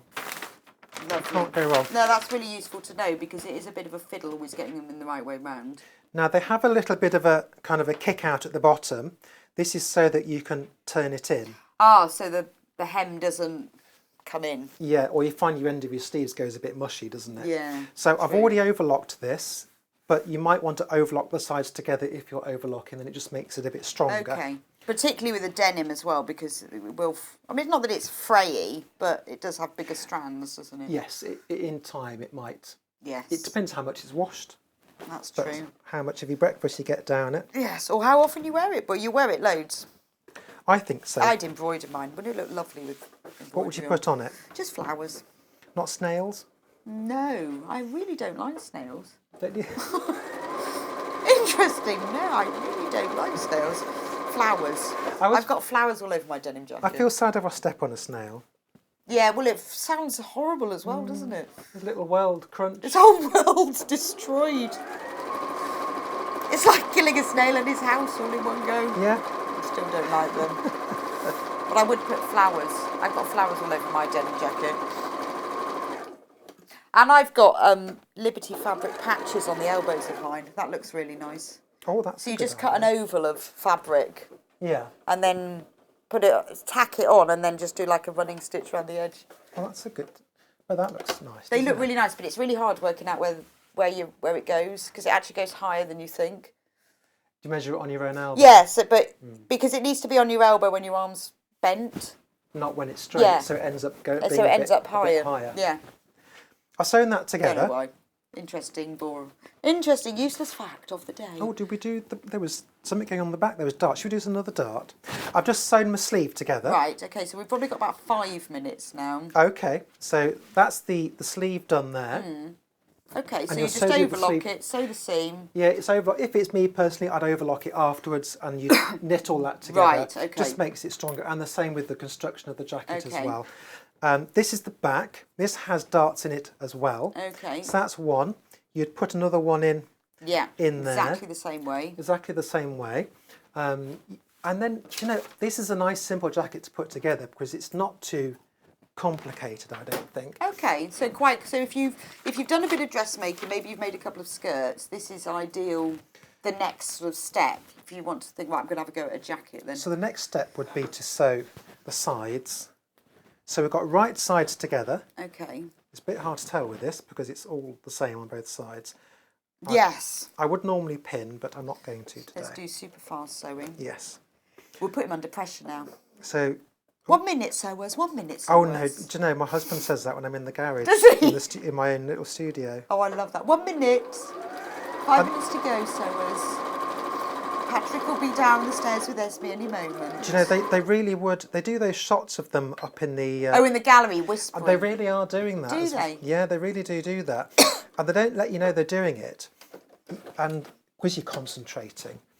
But then every so often it's like, they're up there, aren't Are they whispering and like Yeah, giggling? they are having a genuine conversation up Smirking there. at you. No, they're not smirking. So what was the after party like then? Was that good? It was very good. I bet it was. I It was, love yeah, the but sewing bee. That's got to be like the key moment, the sewing bee after party. Well, we weren't sure if there was going to be one or not. They kind of teased us about that. But it would have been a shame if there wasn't. So the models were there and the judges. Oh, really? And all we had our family You're allowed there. to take a +1. Yeah, well, those of us who were eliminated Yeah. could bring one guest. Okay. But if you're in the final, you could bring more. And there was some dancing, there was pizzas. Oh wow! Where was it held? In this? Just in the glamorous green room of Sewing Bee Towers.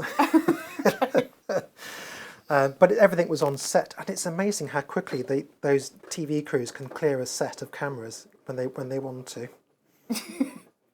When there's beer involved. Yeah. Says Yes, Joe, the exactly. director. I think Joe may have experience of clearing a set of cameras when there's beer involved. There we go. So I'm sewing the sides together now. Okay. So you're sewing over the darts. Right. This does look. I don't know whether you're just making it look simple, Well, but it does look quite simple to construct. you'll quickly get a body of a jacket together. Right. God, that lock stitch is slow. Just can't get the equipment. No, I haven't used one of these machines before. It's quite good. There we go. So there is a An bit Elmer of 550 is a very nice machine. there is a bit of Available on the website. thick. Oh, is it? Who'd have thought it? You think of everything, don't you? Yeah, well, it's quite useful if you have the sewing machine that you can buy as well. Nice machine. You could hand sew this, of course. I mean, that's Really? yeah. I can imagine it's hand sewing the whole thing. I would worry it would fall apart. But I guess I think people I would did. as well. There was Yeah, a yeah. day. There were days of old Well, you when people wore clothes before the days of sewing machines. Well, if you're going to Savile Row or somewhere posh like that to have a suit made, then they will still be hand sewing most of your suit. Really? Patrick's suit on he wore in the final, Wow. very expensive. I have to So say. we've got 3 or 4 minutes left. What should we show them in 3 or 4 minutes? How are we So- doing on patterns then, Hannah? Very limited stock on the patterns. So So you'll check get an out whilst idea now. watching. So Oh yes, we've got a gilet. yeah, a giglet. A Gillet. Excuse the threads, but there we go. One pocket's on. You've got the darts. You've got the shape of a jacket. I don't know whether it gets time to put the sleeves No, in. that's fine. No, this, but I love the tip about the pockets, the ideas of other things you can do with it, how to do the darts. It actually looks surprisingly simple. Yeah, and that's what's quite nice about this, and it'll give you confidence to go on and do a more complex jacket. Yeah, so if the next one you do has got lapels, it'll be a bit easier. Yeah, you could add lapels. You'd have to give it a bit of a redraft. You could bring it out like that and go down. Then that will give you a lapel which you can then fold back. Great. Well, it's been wonderful having you, Mark. I've loved it. So have the viewers. When you finish, you have to go and see Hannah and she'll tell you all the messages. But I will. Yeah, I want everyone read. Yes, definitely. They have really, really enjoyed it. So thank you so much. My pleasure. And you will come again soon, won't you? I will indeed. Right, wonderful. Thanks ever so much. We're just going to show you how to shop. Because these patterns are going, as are the bundles, and I would buy it now before you miss out. Shopping with us couldn't be easier. If you want to shop online, then you can head to our website, www.sewingstreet.com. It will redirect you to our sister channel Jewellery Makers landing page. Don't worry, you haven't gone to the wrong place. We're simply using their website temporarily while we're building our own web shop. Scroll down past the Watch Live part and you'll see all of the products that you will have seen on air on today's live show. You can also shop our catalogue by clicking a category, clicking a product to view closer and adding it to your basket. Once you're ready to check out, you will need to create an account, which is absolutely free to do so, but it will mean that you can check out on as many orders as you want throughout the day with still only paying one postage and packaging.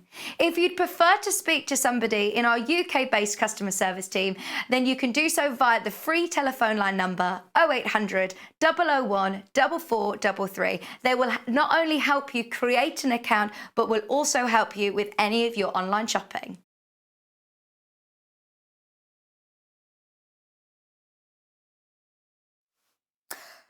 Right, so this pattern has been really popular. Thank you so much. It's been great having Mark on, hasn't it? I mean, but even before the show, this pattern was selling out. But I think his demonstration is really what's done it. But it's been, I think, really nice to meet him, and he obviously knows what he's talking about. It's great to meet such an expert, but somebody who also knows how to sew under pressure, because to me that's such a skill. Anyway. If you want to buy this pattern, obviously we do have the fabric in the 2 metre bundles, but we've also got a bigger choice of fabric that comes in the 1/2 meters, but you can just buy whatever you want. If you buy more than 1/2 metre, it will come in complete piece. You won't get 2 1/2 meters. It's such an amazingly versatile pattern, as we've talked about before. It's kind of a wardrobe staple. Good quality fabrics. Again, you can rewatch Mark's demo, so you know he's given you some great tips, things that weren't even in the pattern, lots of ideas for you to follow that we talked about. There is a YouTube video that's produced by Pattern Preacher as well, but there's over 20 that are in baskets, and you really need to check out or you're going to lose this. But if you fancy making it in a different fabric, all the fabrics that we've got available by the 1/2 metre. Now, if you look on the second page on the website, it will show you the pattern back. If you go into that closely, it will show you exactly how much fabric you need for your size. You need 2 meters for the larger size, but you need less for the smaller sizes. So just put what you need. So this fabric is listed by the 1/2 metre, but as I say, you will get it in a complete piece.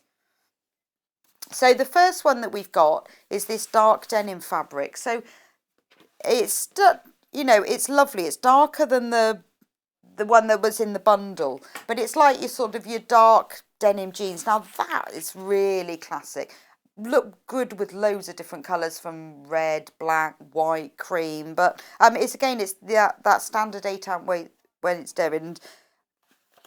So for the larger size, you'll need 4 units, as in 4 lots of 1/2 meters. And check out the back of the pattern for the smaller sizes. The next one we've got is the light blue denim. So this is more of a summery look, or just if you fancy lighter. I mean, it's still your 8-ounce weight denim. It's not lighter weight, it's just lighter colour. So depending on what you're making it with. But it does look like your washed Levi sort of thing, doesn't it? But you know, if you want to put a bit of contrast fabric, you know, like the Liberty I was talking about, a bit of floor, it looks really nice with that, or a bit of embroidery, or if you wanted to put a pocket in a slightly different colour, it's probably a bit more casual than the darker fabric, so it will probably stand up to a bit of a plique embroidery. Nice colour though, really like that one. Oh, but you know, you can just buy this fabric by the half metre, you don't have to make a jacket with it. If you like the look of it and you think, actually, that is just perfect for a pinafore, you know, we're also selling the pinafore pattern by Pattern Preacher, which is on the website, the Grace pattern.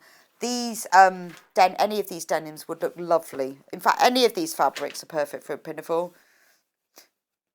Right, we've also got the medium blow, which is available in the bundle has gone now, so you can't buy it as in the bundle with the pattern, but you can buy it by the half metre.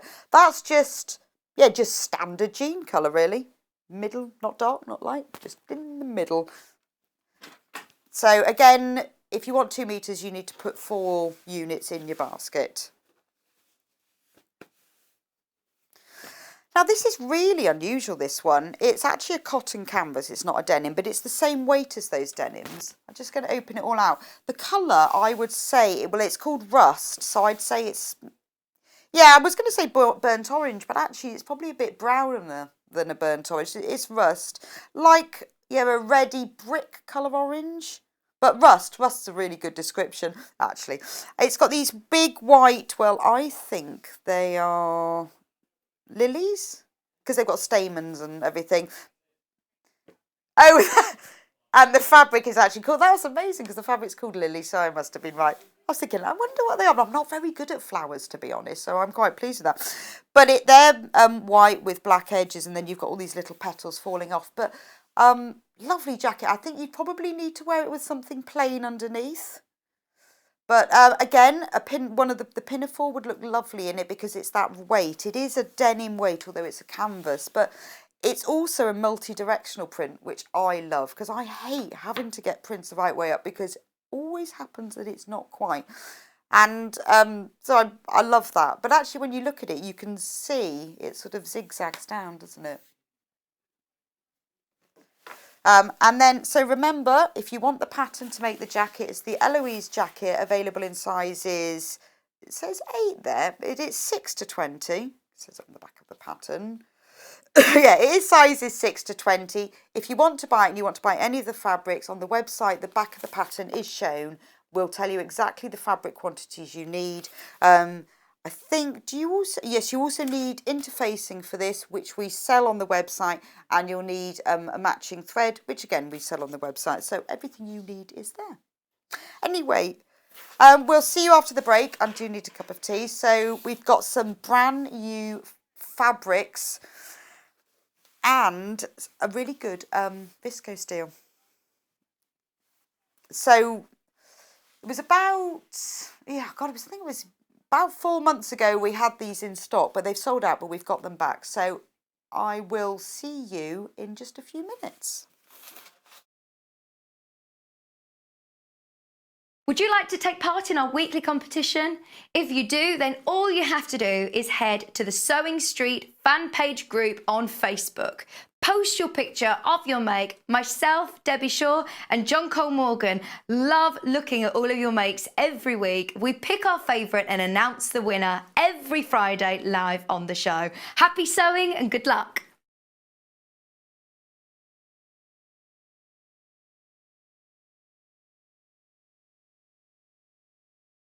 There are 2 ways to shop with us, either via our website, which is www.sewingstreet.com. Scroll down past the live programme and either click on the Shop Our Catalogue banner to shop via category, or shop today's products by scrolling through the list under the email newsletter sign-up form. The other way to shop is via our UK call centre, which is 0800 001 4433. Hi, I'm Debbie Shaw from Sewing Street, and these are my 5 top tips for successful sewing. So, number 1, always use a good quality thread. A good quality thread will keep your seams stronger and also help to prevent lint building up inside your sewing machine.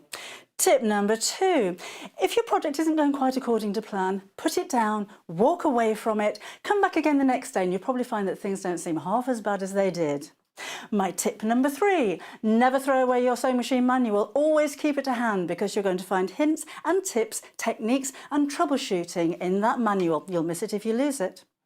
My tip number 4 is to read your pattern instructions before you even cut out your fabric. Different manufacturers of patterns will give you different instructions, different ways of constructing your garments and different seam allowances. So to have a successful garment, you need to follow the instructions precisely.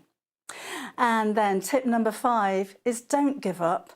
Every professional sewer sewed their first seam. Every professional quilter quilted their first quilt.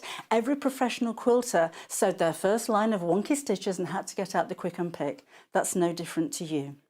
So I hope you find these useful. If you want more hints and tips, then why not go to Sewing Street on channel 74 on Freeview, on Sky 670, and of course we have a YouTube channel where you can catch up on previous demonstrations. We'll see you soon.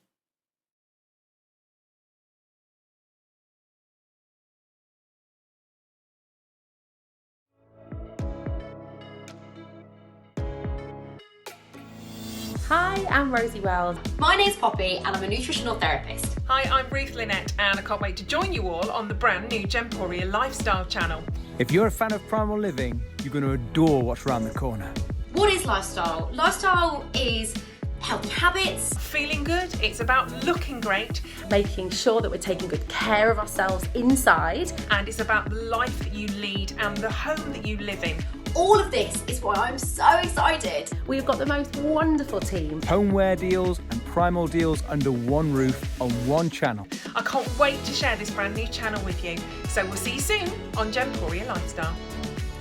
Gemporia Lifestyle, coming soon to Freeview Channel 74 and gemporia.com.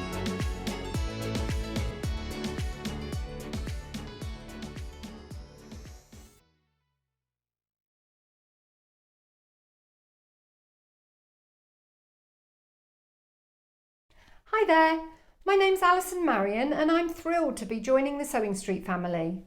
I live in Staffordshire where I run a couple of sewing groups and I have a passion for vintage sewing machines and also applique. I've stitched in some form for as long as I can remember, but I absolutely love teaching and helping people stretch their skills and hopefully demystifying some of the techniques that can be quite daunting for beginners. So I'm looking forward to meeting the team and getting into the studio. See you soon.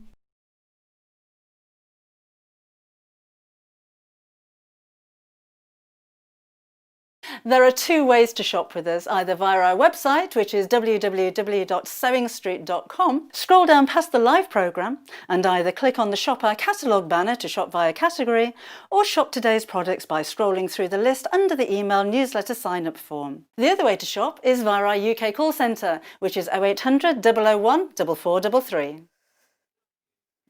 So welcome back to Sewing Street. If you have only just tuned in, my name's Rebecca Reid. This is my first day presenting on Sewing Street, which is really exciting. I've been working in the sewing industry for too many years. I'm not going to tell you how many because then you'll know how old I am.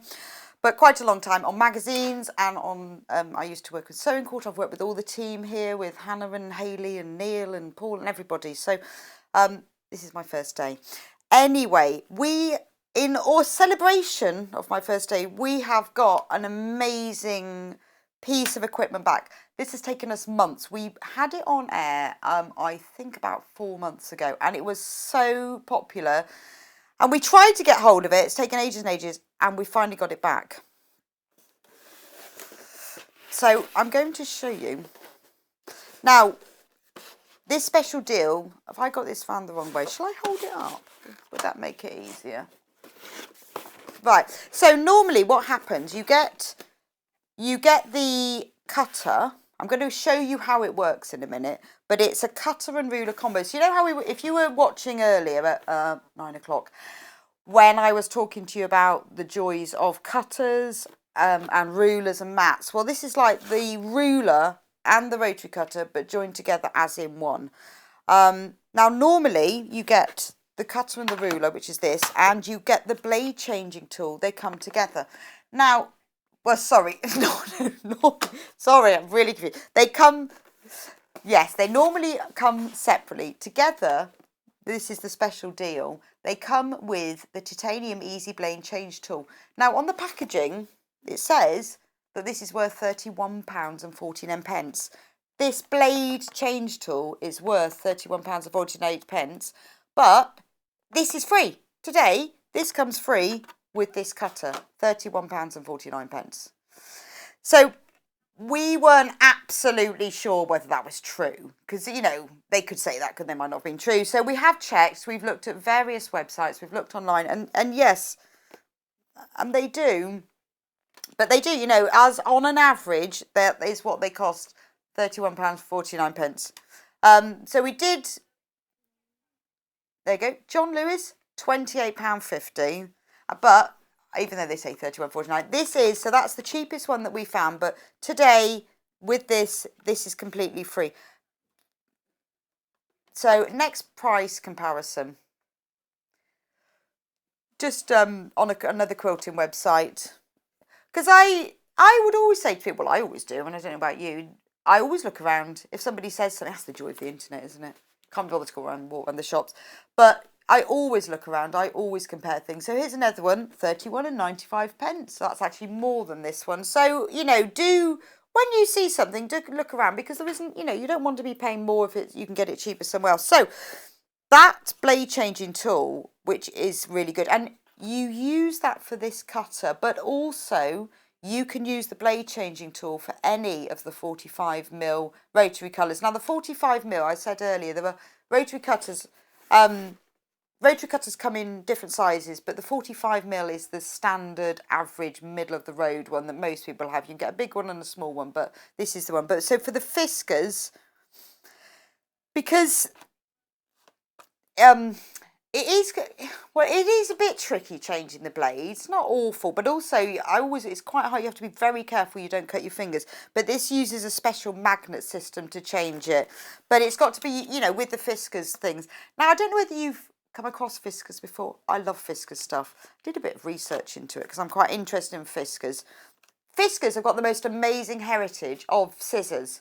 I mean, they actually are an engineering company, and they originate from a village called Fiskars in Sweden. No, in Finland. Sorry, not in Sweden. There's a village called Fiskars in Finland where they come from. But they are synonymous, aren't they, with high quality scissors and cutting tools. Even, everyone knows Fiskars scissors. They've always got orange handles, haven't they? They've even copyrighted the orange. So no one else can use that orange and say that they're Fiskars, because they've got it as a special registered thing.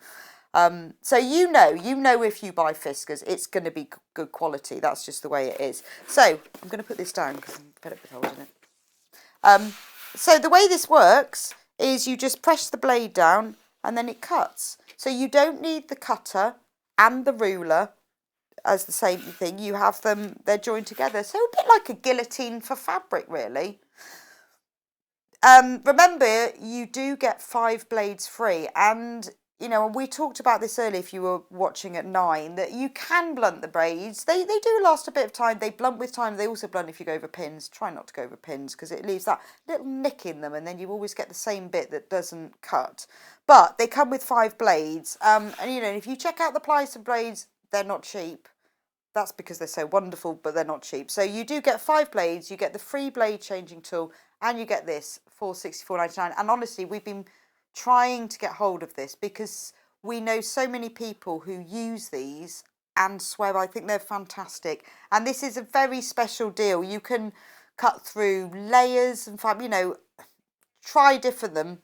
But what I like about it is that, you know, rotary cutters, the rulers, they can slip and move. You've got a lot more stability because you've got the metal edge on it. There's a lot more stability to the cutting.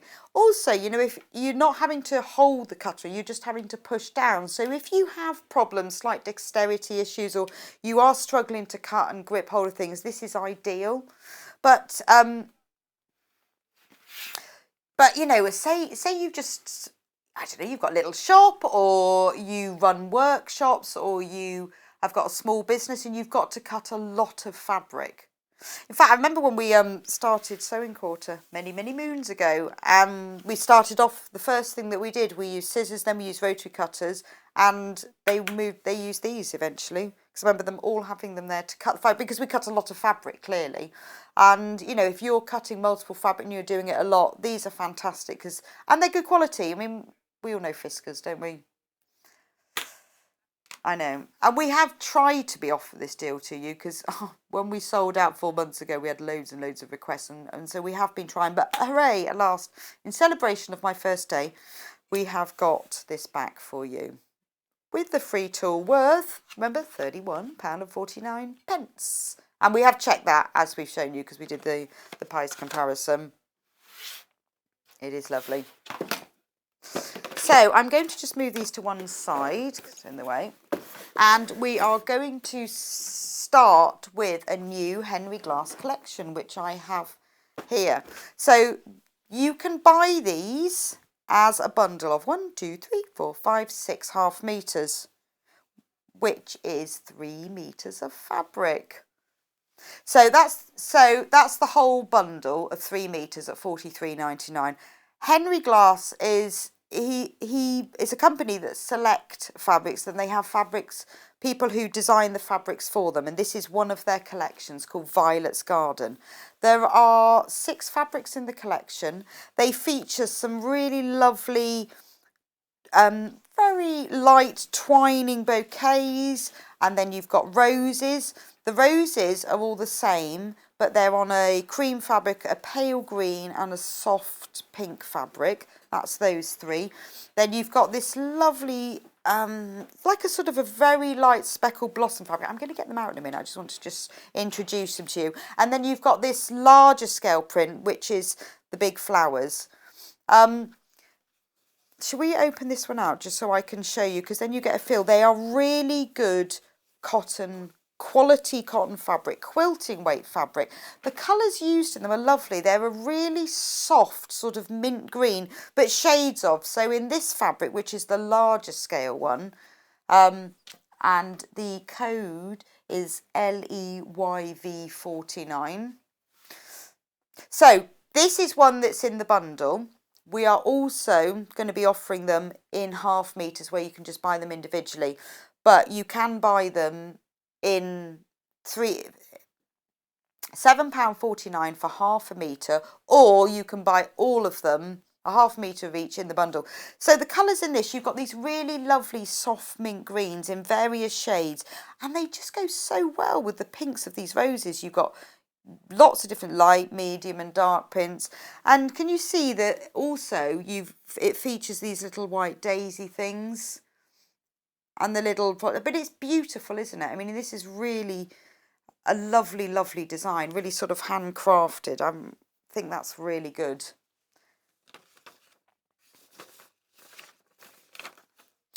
So it depends which one you want to buy. I mean, it's very pretty. I think this is a real bedroom sort of makes fabric. I would use it to make wash bags, I mean, a cushion, you know, pop a cushion in your conservatory or in a pretty bedroom, because it is very light and it's very nostalgic. It's got a palette of sort of soft hues of cream, pink and green.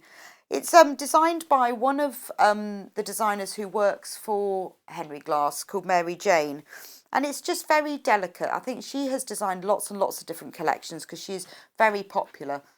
So this is pink, Violet's Garden in pink rose fabric. Then, if we're going to go, there are 3 different sort of weights of prints, because you know how important it is if you're, you know, you could just buy one of these fabrics and you can make lots and lots of different items. Or if you want to do some patchwork, you know that all the colours go together really well. So but it's nice to have a balance. You've got your larger scale print, which is the one I've just shown you. And then you've got your mid scale. And then you've got the low volume prints. So those are the midweight, and then the low volume. Now low volume, that sounds like it doesn't weigh very much, or doesn't sound very loud, but that's not actually true. Low volume just means it's tiny. Shall I move those out of the way so I'll just show you. So the reason that you often see, don't you, when you see fabric collections, they come in different size prints. It's because you want to have the low volume, which means there's just a small all over pattern. they haven't got big motifs, big details. It means that you can, perfect for patchwork because you can cut them into little pieces. They're still using, you're not mixing, you don't have to fussy cut them. And that's why we're offering you the full collection. Because if you wanted to do some patchwork, you know, if you think there's that's 3 meters of fabric, you can make a decent sized quilt with 3 meters of fabric, but you've got all those different ones. So you could use the stronger print fabric, this one here, you could use that and fussy cut that, use that in the centre of the square. The lower volumes might be good for the triangles or the squares around the edge of it, or you could use it for the borders. But it's just a really lovely collection, and I think sometimes when we want to create a quilt, we want to do some patchwork, you think, oh, do these all go together? Do they? You're never really 100% sure, but it's lovely to buy fabrics in a collection to do that. And this is a brand new one. And I love these 3 prints here. So yeah, these are kind of a medium-sized print, but obviously they blend very well. So they are available in the pale green, the pink, and it's a very, very soft pink. It's not your bright, vibrant pink, and the cream. So I'll open up this one so you can see. And I'll lay it out flat. And the code on this one is XPYV34. So can you see that one? It's kind of a very delicate little sprigs of fabric. They're sort of, you can see the size of them with my finger. They cover up a fingerprint. So they're very little, but you know, again, perfect for patchwork because they are multi-directional, which is really important, isn't it? Because then it doesn't matter which way you cut them. But because you can buy this by the half metre, you can make as much as you want. You could use it for dressmaking. It is quilt weight cotton, but I often use that for dressmaking. Well, so we've got a question that's come in that what's the difference between 100% cotton and quilting weight cotton? Well, they're the same thing, obviously, but they're just different weights. So 100% cotton just means it's pure cotton, but you can get different weights of cotton. So denim is 100% cotton, but it's thicker, it's more heavily woven. So it's how it's woven, it's the number of fibres. Quilting weight cotton is the right weight for quilting with. So it's often used for dressmaking, but obviously more sort of summer dresses. You know, if I flap this about, quilting weight cotton, it's heavier than a cotton lawn. It's not as light as a voile, you know, it's not like a voile or a lawn that's floaty. But quilters, because obviously, you know, they're quite fussy about the weight they need. It's got to be the right weight so that it has a little bit of substance, will stand up, is easy to join together, will let itself be cut, sewn and joined back together, which, you know, fabrics like voiles and lawns are much harder to do with. But it's not so thick like a canvas or a jeans fabric that you can't sew through it. So that's why, you know, it is the perfect one. So that's the green one. And then we've got the pink one, which is exactly the same print as the green one. There's the pink one. Do you want to get close up to that one? That's really lovely and soft. Which I just think I'd make some little drawstring bags with this, or coat hanger cover, like a coat hanger cover. It's just a pretty thing, isn't it? Or little things for the bathroom. But I think, you know, I made a load of cushions last year for my outside chair, only just really simple cushions for my outside furniture. You know, and you could be as simple as a 9-patch square. You know, cut 9 squares, you know, 3 one way and 3 the other. Join them all together. It's the sort of thing, you know those cushions that you see in the garden centre for your outdoor furniture, and they always look really lovely. They're always in these kind of colours and very simple. And that's the cream with floors. It's exactly the same, 1/2 metre. Remember, if you want to buy more than 1/2 metre, if you want to buy a metre, you put 2 units in your basket. You won't get 2 1/2 metres because we cut to order. You will get a metre of fabric. So if you want 3 metres, put 6 and you will get 3 metres of fabric. So we obviously sell it in 1/2 metres because that's what our customers ask for. They don't want to have to commit to buy a metre of fabric because quite often you don't want that much, particularly, you know, if we were all dressmakers. But you know, it's quite unusual to be able to do that. But you know, it's got to be what you want to buy. and ½ metre seems the most sensible, and we did ask around, and that is what you want. Now the two low volume fabrics, I really like this one. It's like it's got a slightly lighter background than that other rose. The code on that is DTYV07, and it's got a really nice little green sprig. Now if we can get in very close to that, actually, do you know what I'm going to put this pink fabric underneath it just to mess things up, because the dark green of the cutting mat is showing through and it's altering the colour. There we go, that's much better. This is perfect. Wouldn't this make a lovely night dress? Would look really, really nice. Again, ideal for lining for things as well. I always think it's such a shame if you've made a pretty bag or a little zip pouch or something and you put something, that's a bit dull in it. This is just pretty and lovely. But for a quilt, it's great for those borders. It's great for those areas. Maybe if you're making a dominant quilt that's got a background colour, say you were doing... any of the quilting that have a background, even my lovely half square triangles or anything maybe in a plique quilt, which quite often you use a plain fabric, but because this is a very light, delicate all over print and it's multi-directional as well, you could use this as the background fabric for a quilt that has more dominant colours. It's ideal for that. It's so soft as well. This is really good quality. There are quilting fabrics and there are quilting fabrics, and this is a nice one. Again, a low volume print. The code on this one is RZYV07. This has got a very pale pink background with tiny little pink sprigs. Again, you could use it as a background fabric. You could use it as a lining fabric. It would look really good for the borders of a quilt. You could even use it for the backing fabric, because when you've spent that much time on a quilt, because it's quite a small print, you could easily piece it together. If you bought 3 meters of this, so put 6 units in your basket, that's big enough joined together for a 1.5 meter quilt, which is one of the biggest ones. Really lovely for that. But I think I would use it for home makes, because it's just pretty. But again, night dresses, summer dresses, that sort of thing. But it's quite a useful thing. I always have quite a lot of low volume fabrics in my stash because I can mix and match them with other things. Anyway, this one is brand new collection and it's designed by Mary Jane Carey, who has done a lot of designing for Henry Glass, because her stuff is very pop. It's just timeless, isn't it? It is a real sort of vintage, timeless classic. Now, if you're interested in the whole bundle, where you get ½ meter of each of the 6 prints, that's 3 meters in total, they are on very low numbers at the moment. We've got a few in baskets, but you need to check them out to ensure that you get them, because this is brand new out. And we often find with fabrics like this, where we've managed to get it and we've got this collection, that when we show them on air, they do sell out quite quickly.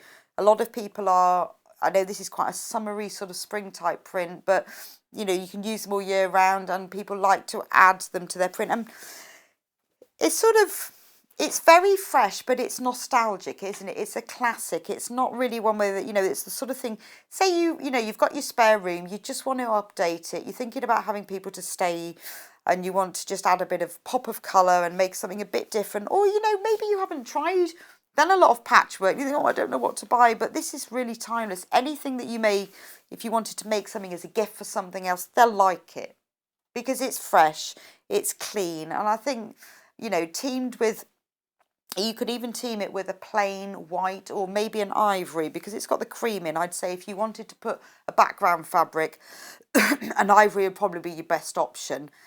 Then it will go even further. But you can imagine like an Irish chain with this, or a log cabin, because you've got the different depths of colour and the different weights of the prints. A log cabin would look really effective in this. So should we lay them out one more time? So we'll go to the heavier weight print, and then, sorry, heavier weight, yes. Heavier weight as in Yes, when it's like when you say volume that's sounds side, they're all exactly the same weight, but this has got a heavier, darker print on it. Then you go to the mid-level print. Yes. So you've got then the sort of an ivory background, the pale pink. I really love this mint green. I mean, I do find that when you're choosing fabric, particularly when you want to make a quilt, because you will see them in these books and patterns, you think, oh, I don't know what fabric to choose. You know that because this has been designed by just the one designers, they've used just the one palette. So all of these fabrics blend together. You haven't got to think, oh, I wonder if that pink, you know, if particularly when you're, you know, you're not touching it and seeing it, you don't know, does that pink go with that pink? But because the bundle all goes together, they've been designed by the person using the same colour palette, they will all go together. That will create a really beautiful, fresh spring. And remember, it's new, brand new. You have not seen this before on here. So I would urge you to check out whether you want to buy the whole bundle or you just want to buy some or all of the fabrics by the half metre. It will probably sell out today because it's a very popular bundle. So I'm just going to move these all to one side. That's quite organised. I'll have to fold those later. Right. Now, have you heard of Lynette Anderson? Why haven't you? She is probably the foremost Australian. She does all sorts of fabric design. She writes books, patterns, kits. She creates buttons. The designs of her fabrics, I'm going to lay them out because you can't actually see them like that. Lay them all out.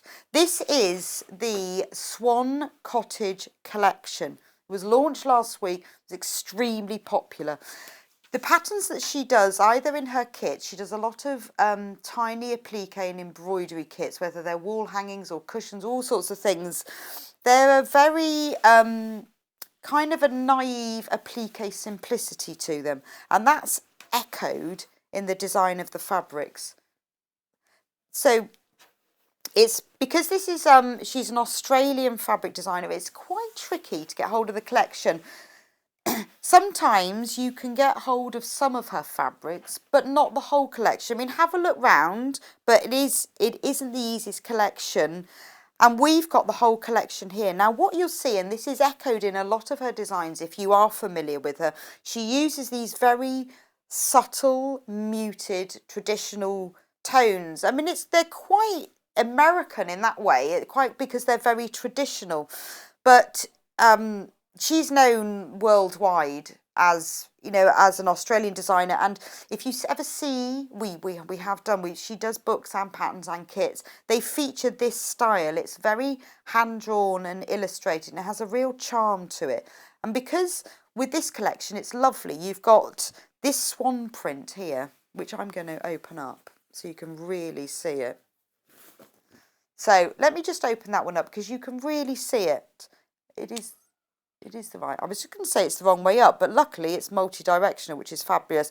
So it features a beautiful pair of swans, and what I love about this, if you really look at it, it features really interesting little elements. So these two swans, their beaks are touching because they're obviously having a little kiss, and then there's a heart hanging between them, and then you've got these houses, and they're not just little houses. There's a twining rose coming round the door, there's a heart on the doorway, and then in amongst it all, when you look at it, there's loads of tiny little things like gardening gloves, and there's a fork and a trowel, lots of things. So this is perfect because it's quite a small detail, perfect for any sorts of patchwork, but brilliant for fussy cutting, particularly EPP, because there's so many different so many different elements.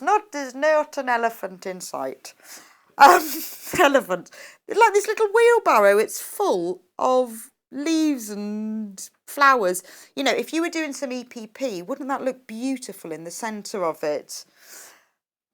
And I think that's echoed. Obviously, the fabric is very good quality, but it's echoed in the quality of the printing because this is such fine detail that you can get a fork and trowel that's probably 1 centimetre long. So it is very fine detail, and unless you get the quality of the fabric and the printing, you wouldn't get this. But it's the colour palette. It's kind of like a muted deep petrol blue with this lovely brown and mauve. So if you want to buy the whole bundle, the mega bundle, so the only way, I folded that really badly, that you can get, that one looks different to all the others, but you know, we'll try and, I don't know, that's rubbish, isn't it? I need to go to fabric folding class, I'll have to do that next. So anyway, if you want to buy all of these fabrics, the only way to get all of them is to buy the mega bundle. That's because there are 12 fabrics, ½ metre each, that's 6 metres. We are also selling the fabrics by the ½ metre, but not all of them are available because some of them are sold out. Now, we were talking earlier about the Henry Glass, the way this fabric has been designed. It's not designed per fabric, it's designed as a collection. So you've got the detailed prints, such as this swan one here, and then there's 2 different colours of this swirly pattern with the flowers. But then you've got the lighter, low volume prints. This one features flowers and this one's got the little hearts. When you're creating a quilt, I think people often look at collections, they go, oh, I love that one with the swans on, I love that one. You overlook the low volume pieces, but they're a very, very important part of a quilt. So, for example, if you were doing a log cabin, you need the deeper, darker, stronger prints, but you also need the lighter prints so that they all hang together. And also with these, they're quite unusual colours. You've got brown and biscuit and burgundy and teal and petrol. They're not often colours that you would work out yourself that work together, but when you get someone like Lynette, who is a real artist, you know, she's got a real flair and an eye for detail, she's selected these colours and put them together so that you know that they all will go together. So whatever you make from them, whatever you do, whether it's something small, you want to buy the whole collection and create a quilt, because 6 metres of fabric, I mean, to be fair, is going to make a substantial quilt. You know that they will all go together. But if you don't want all of them, you want to sell some don't sell them, buy them. We're selling, you're buying. If you want to buy some by the ½ metre, then you can do that as well. And as I said before, if you want more than ½ metre, if you want a metre, you put 2 in and you'll get it as a continuous length. So which ones are available in... Okay, so should we start with I shouldn't say my favourite one because we were just talking about the low volumes being overlooked. Right, so AKYH71, which this one is in stock, hooray, because this is the lovely swans with houses and wheelbarrows and trowels and little birds, gardening gloves. Flipping out, I think I need a stronger pair of glasses to see some of these. They're so tiny and lovely. And then also, and the colours that are in this are all echoed in the other fabrics. Now, there are only 6 metres left in stock of this one. So if you want some, you need to get some now because they are starting to really sell out because people are picking their favourite ones, or you have to buy the mega bundle. But this is like the hero print of the whole collection because the background colour, no, I will just lay it back down. That dark teal background colour, and then all the browns and the mauves and the burgundies, they are all featured. They're all featured in the other fabrics. So there is a little bit of burgundy in the trowels. That features in this fabric. There is brown in the houses. That features in this fabric. So this is kind of the one fabric that pulls all of them together. And the mega bundle, there's only 2 of them left. So if it's in your basket, you best get that checked out quick. Quick. So the next, let's pick another one. I love this burgundy one. Well, it's sort of a burgundy brownie colour. It is DUYH50. 50. And look, along the selvage, interesting. On the selvage, they've got the name of the fabric, but they've also got all the colours printed as little swans. And that's being covered up by the Facebook thing. But you see, look, they've got all the colours So now you can see how all the colours are all in there. But if you look at it very closely, this is the beauty, you know, of Lynette's, the way that Lynette works. It must take her hours to do this. There's detail in it. So the background, it's a grid. It's not just a plain. It's got a grid. And I'm just having a look, actually, that, yeah, there is exactly the same pattern fabric in a petrol blue. Oh, update, there's only 1 mega bundle left. So if you want all 12 fabrics, half metre each, you do need to check out now. Otherwise, you'll be buying it by the half metre and we don't have all of them. So this one, features really lovely sunflowers. Can you see those? I can't see where your finger, oh, I can't do that. I can't go the other way. See, there you go, found my finger, look at that. There's little sunflowers, but just in a really subtle ochre colour. And then here, look at this, that's little sprigs of lavender. You have to really look at it very carefully. So you don't have to use this for EPP or for fussy cutting, but if you do, you've got a lot to work with here. But if you don't, it's just something that will always bring a bit more interest. So if you wanted to make a tote bag with it, it will always have just a little bit of quirky detail. But yeah, I think when you know, particularly if you're making a quilt, you know, it is an heirloom. In theory, this is going to last the rest of yours and everybody else's life forever. So you have that extra detail.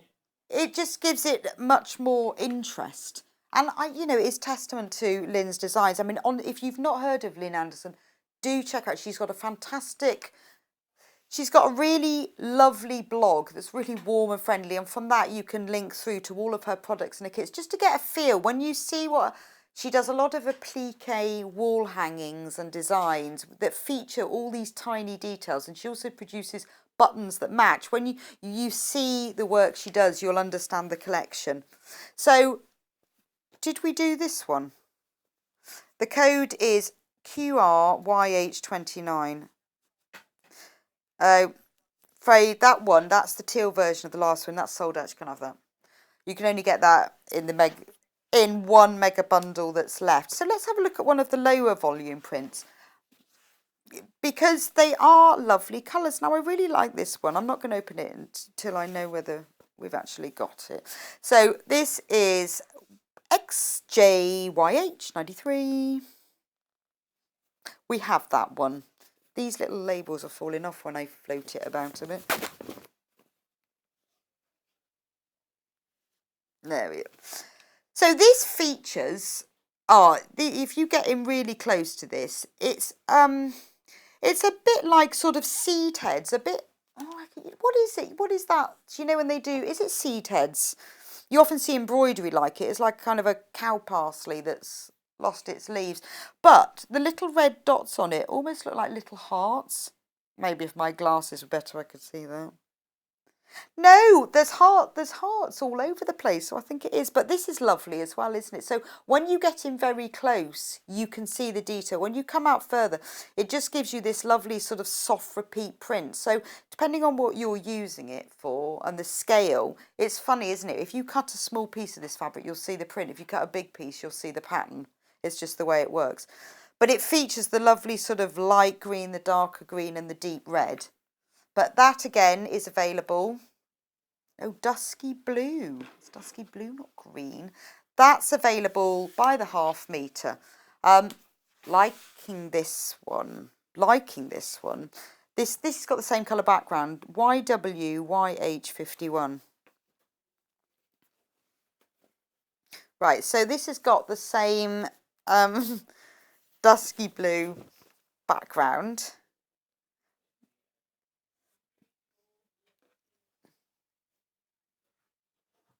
Yeah, I think this, you know those lovely curved saddlebag ones where you've got the curved flap on it? I think this would work really well in it. It's very of the time of the year as well, isn't it?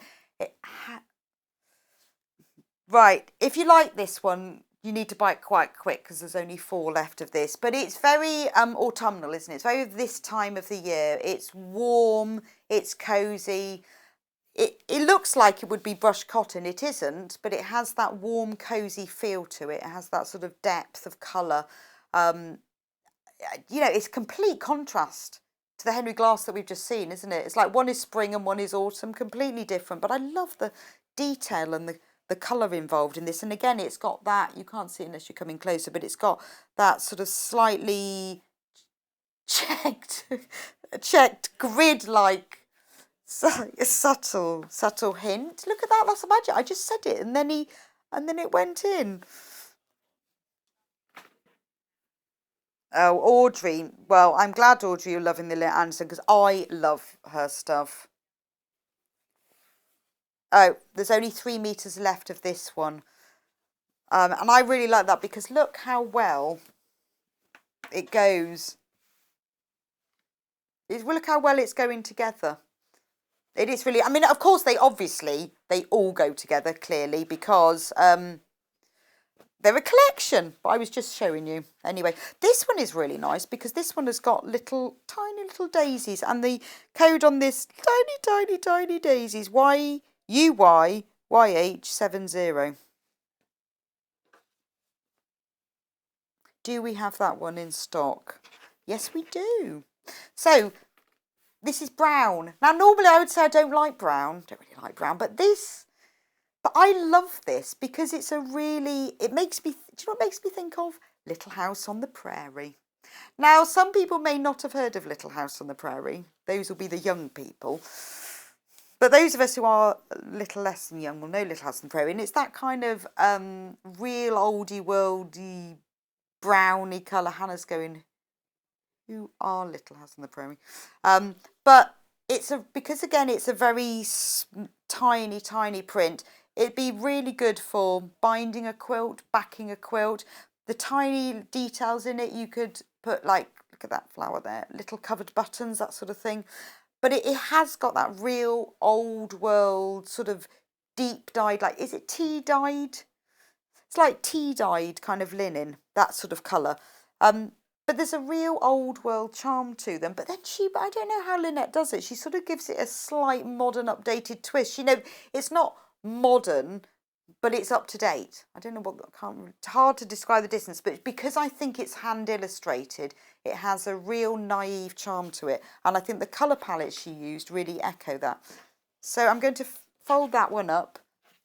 Right, the mega bundles unfortunately have all sold out. So 2 days, they only have them 2 days. And we were saying earlier, buying the Lynette Anderson fabric in this collection is quite hard to get hold of in the UK because she's an Australian designer. So we had to try really hard to get this. I mean, there is not all of them, but there are a lot of them that are left by the half metre. So the code on this one is OBYH76. And this features, again, that duck egg background and lots of tiny little hearts. There's sort of burgundy, salmon pink and a darker teal in tiny hearts. But again, these are your really useful low volume prints that are great for backings and backgrounds, great teamed with stronger prints. Really good. Don't forget, you can use quilt fabric in dressmaking. It is a lighter weight, but if you can make a summer skirt with it, or you can line it to make a dress.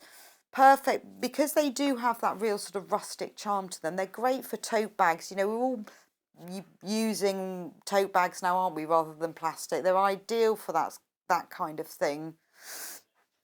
Right, and the next one is, right, so the code on this one is SMYH04.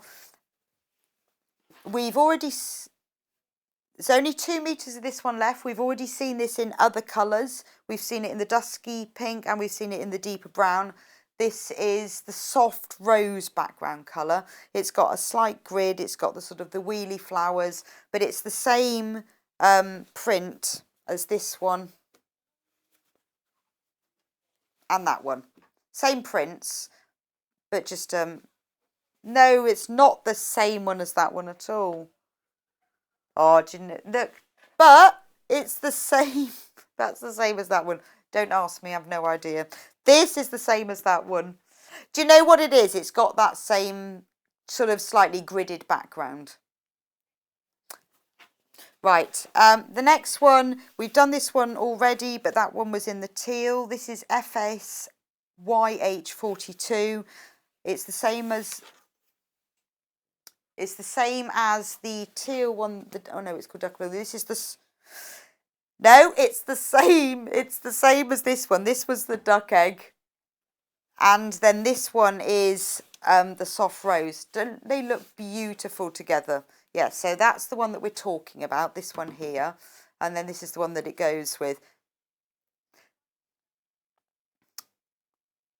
So what's really nice, I think, about this is some of the fabrics have the same prints on, and some have the different prints in the same colours, but together they all go together. Right, that's those and those and those and those. And then we've got this, this again is your really useful low volume print, WSYH51. It features just an all over tiny petal repeat pattern. Again, will look good in a quilt with everything. It's got the soft brick background, but you can use this in loads and loads of other different sorts of projects. I would probably team it with something else unless you want to use it as a binding or a lining, but it is a really nice sort of warm brown with these slightly lighter brown just all over leaves, but useful to have this sort of scallop print. It's the sort of thing you can add to your stash because it will go with lots of other things. It's a warm colour. So you'll find it will even go with really bright things. You could team this with like a really vivid turquoise and it would just give it a slight warmth. The same print fabric is also available in this colour, which is OKYH54. And that is same as the other one, but vine is the background. So this is like a sagey green with a darker sage green leaf. You know, again, you can see with the one that I just showed you, it's the same pattern, just a different fabric, but look how lovely they look together. You know, it would look wonderful if you were going to put one as a border and one as the main, or one as a back and one as the front, or one as the lining, depending on what you were making. But they go together really well. And then the final one, do we have the final one? Oh no, I'm going to put that on the sewing machine. I've got a sticker left over. VIYH07. Got a rogue sticker. On the first day, and I have a rogue sticker. But I have saved it. I've stuck it on the sewing machine, so it's fine. This one is tiny flowers in Forget-Me-Not. Really pretty, isn't it? It's got little flowers in sort of rose and greens, and with a lovely spotted background. It almost looks like seed stitch and embroidery. Again, you know, you can use it with the rest of the collection, or it's just a really pretty all over useful print to have. So if you've managed to get the whole bundle, well done. And loads of these have sold out by the half metre. So if you are interested, if you do want them, I would suggest you check out quite quickly. Now, if you're going to make a quilt, oh God, these stickers are coming off all over the place. I've got two on the sewing machine. I'm going to have to match them all later. Now, we've got three different waddings for you here. Let's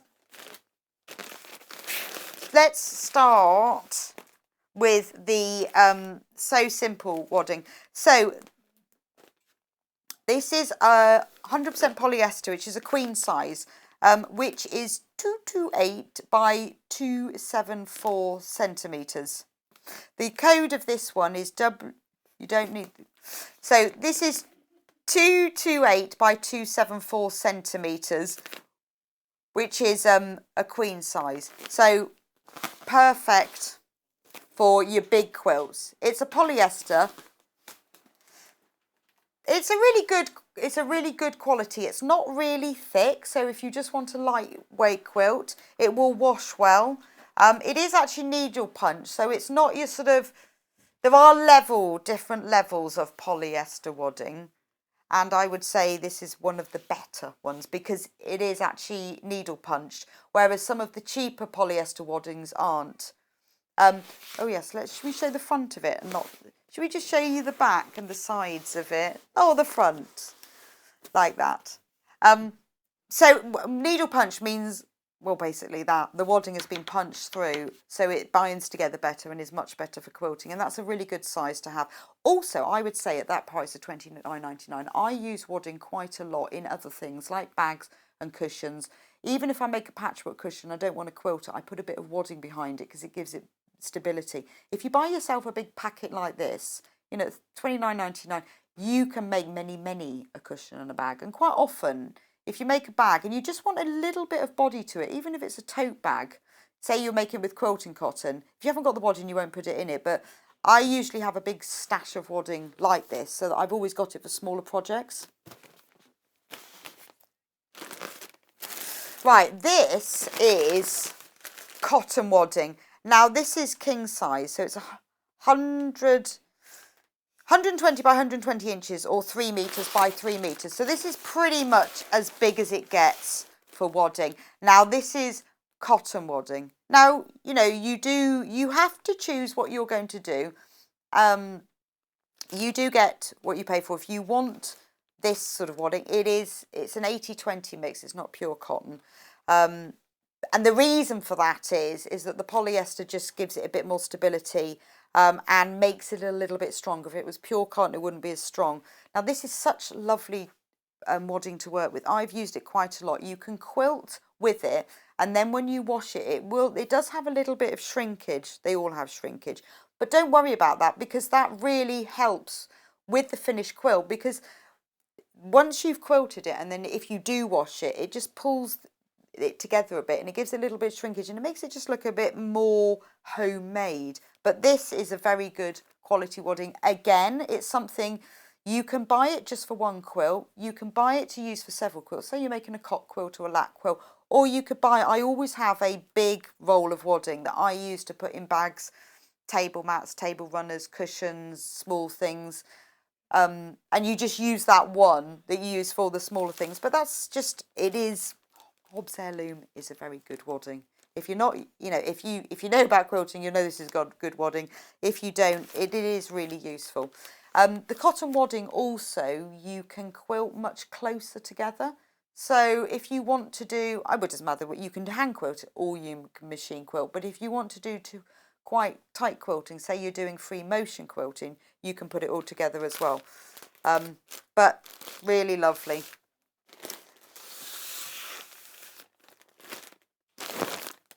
Right, there are loads, you know, this is just a small sample of the waddings that we do. We sell lots of different ones, different sizes, different qualities. Have a look on the website, www.sewingstreet.com. That will show you all the different waddings that we do, and just choose the one that you want. Just make sure that you buy it a little bit bigger. I mean, we normally go for about 8 inches bigger than your finished quilt minimum, because you want to be able to lay out your backing fabric with your wadding on top and then the quilt top coming within that. It just means you've got room to spread it out and quilt the edges. So just calculate how much you need and do it that way. Right, so we've had a lot of interest, I've got to get around all my fabric, in the Fiskars lovely and amazing Fiskars deal that we had at the beginning of the hour. Because remember that you get this amazing fabric guillotine, which is really long, but you also get the blade change tool, which is free. It's free, completely free, worth £31.49 approximately. I mean, we as we showed, if you weren't watching at the beginning of the hour, we have done some price comparisons on several websites. That's pretty much the average price, so they are correct, and that's free. You also get 5 free blades. So you've got this ruler with the rotary cutter attached, and it's brilliant because it's much safer when you're cutting, because it's harder to cut your fingers because you've got this metal in the place, so your hand is well out of the way, it's protected. Because it's heavier than a normal ruler, because it's got the metal guide attached, it's less likely to slip and move, so it's more accurate. And all you have to do to cut it is you just place your, and it's not even hard, you just put the flat of your hand on top and pull it back. So if you do have any issues with quilting, also with cutting, or particularly if you're doing lots of cutting and it makes your hands ache, this is ideal. maybe you've got your own small business, like just a kit business, or you're doing workshops, you run a patchwork group, you do a lot of cutting, this is ideal. And you do have 5 free blades. And if you've got a normal rotary cutter, a normal Fiskars 45mm rotary cutter, 45mm is, if you're not sure, it's probably the one that you've got. It's middle of the range. There are very big ones and very small ones, but most people have. But with the Fiskars ones, they have kind of a magnetic system, and this blade changer is much better for that, because it can be a bit fiddly to get out and then take the blade out, because as I said, they have to be extremely sharp, because you can get through about 8 layers of fabric if you press hard enough. So this, with the 5 blades, you're getting for free, and it's an easy blade change tool. And if you are getting through a lot of them, you know, to get that for £31.49 free today, we have really had to try and get these back in, because I don't know, once maybe about 4 months ago, but I mean, and I think people liked it. Well, it's a good product, but it's also quite a good bargain. I mean, we have sold these things separately. Fiskars were doing this special deal where we could buy them together. So we always say to Fiskars, if you get that deal, can we have it? Because we know that our customer, but we've only got a very few left of them. So if you want it, just check out, pop it in your basket and check out to be ensured that you get it. Because, well, it took us 4 months last time. I mean, we try to bring to you the things that you ask us for, and this was one of them. But it is a really good deal for today. So, we've also got another fabric range called...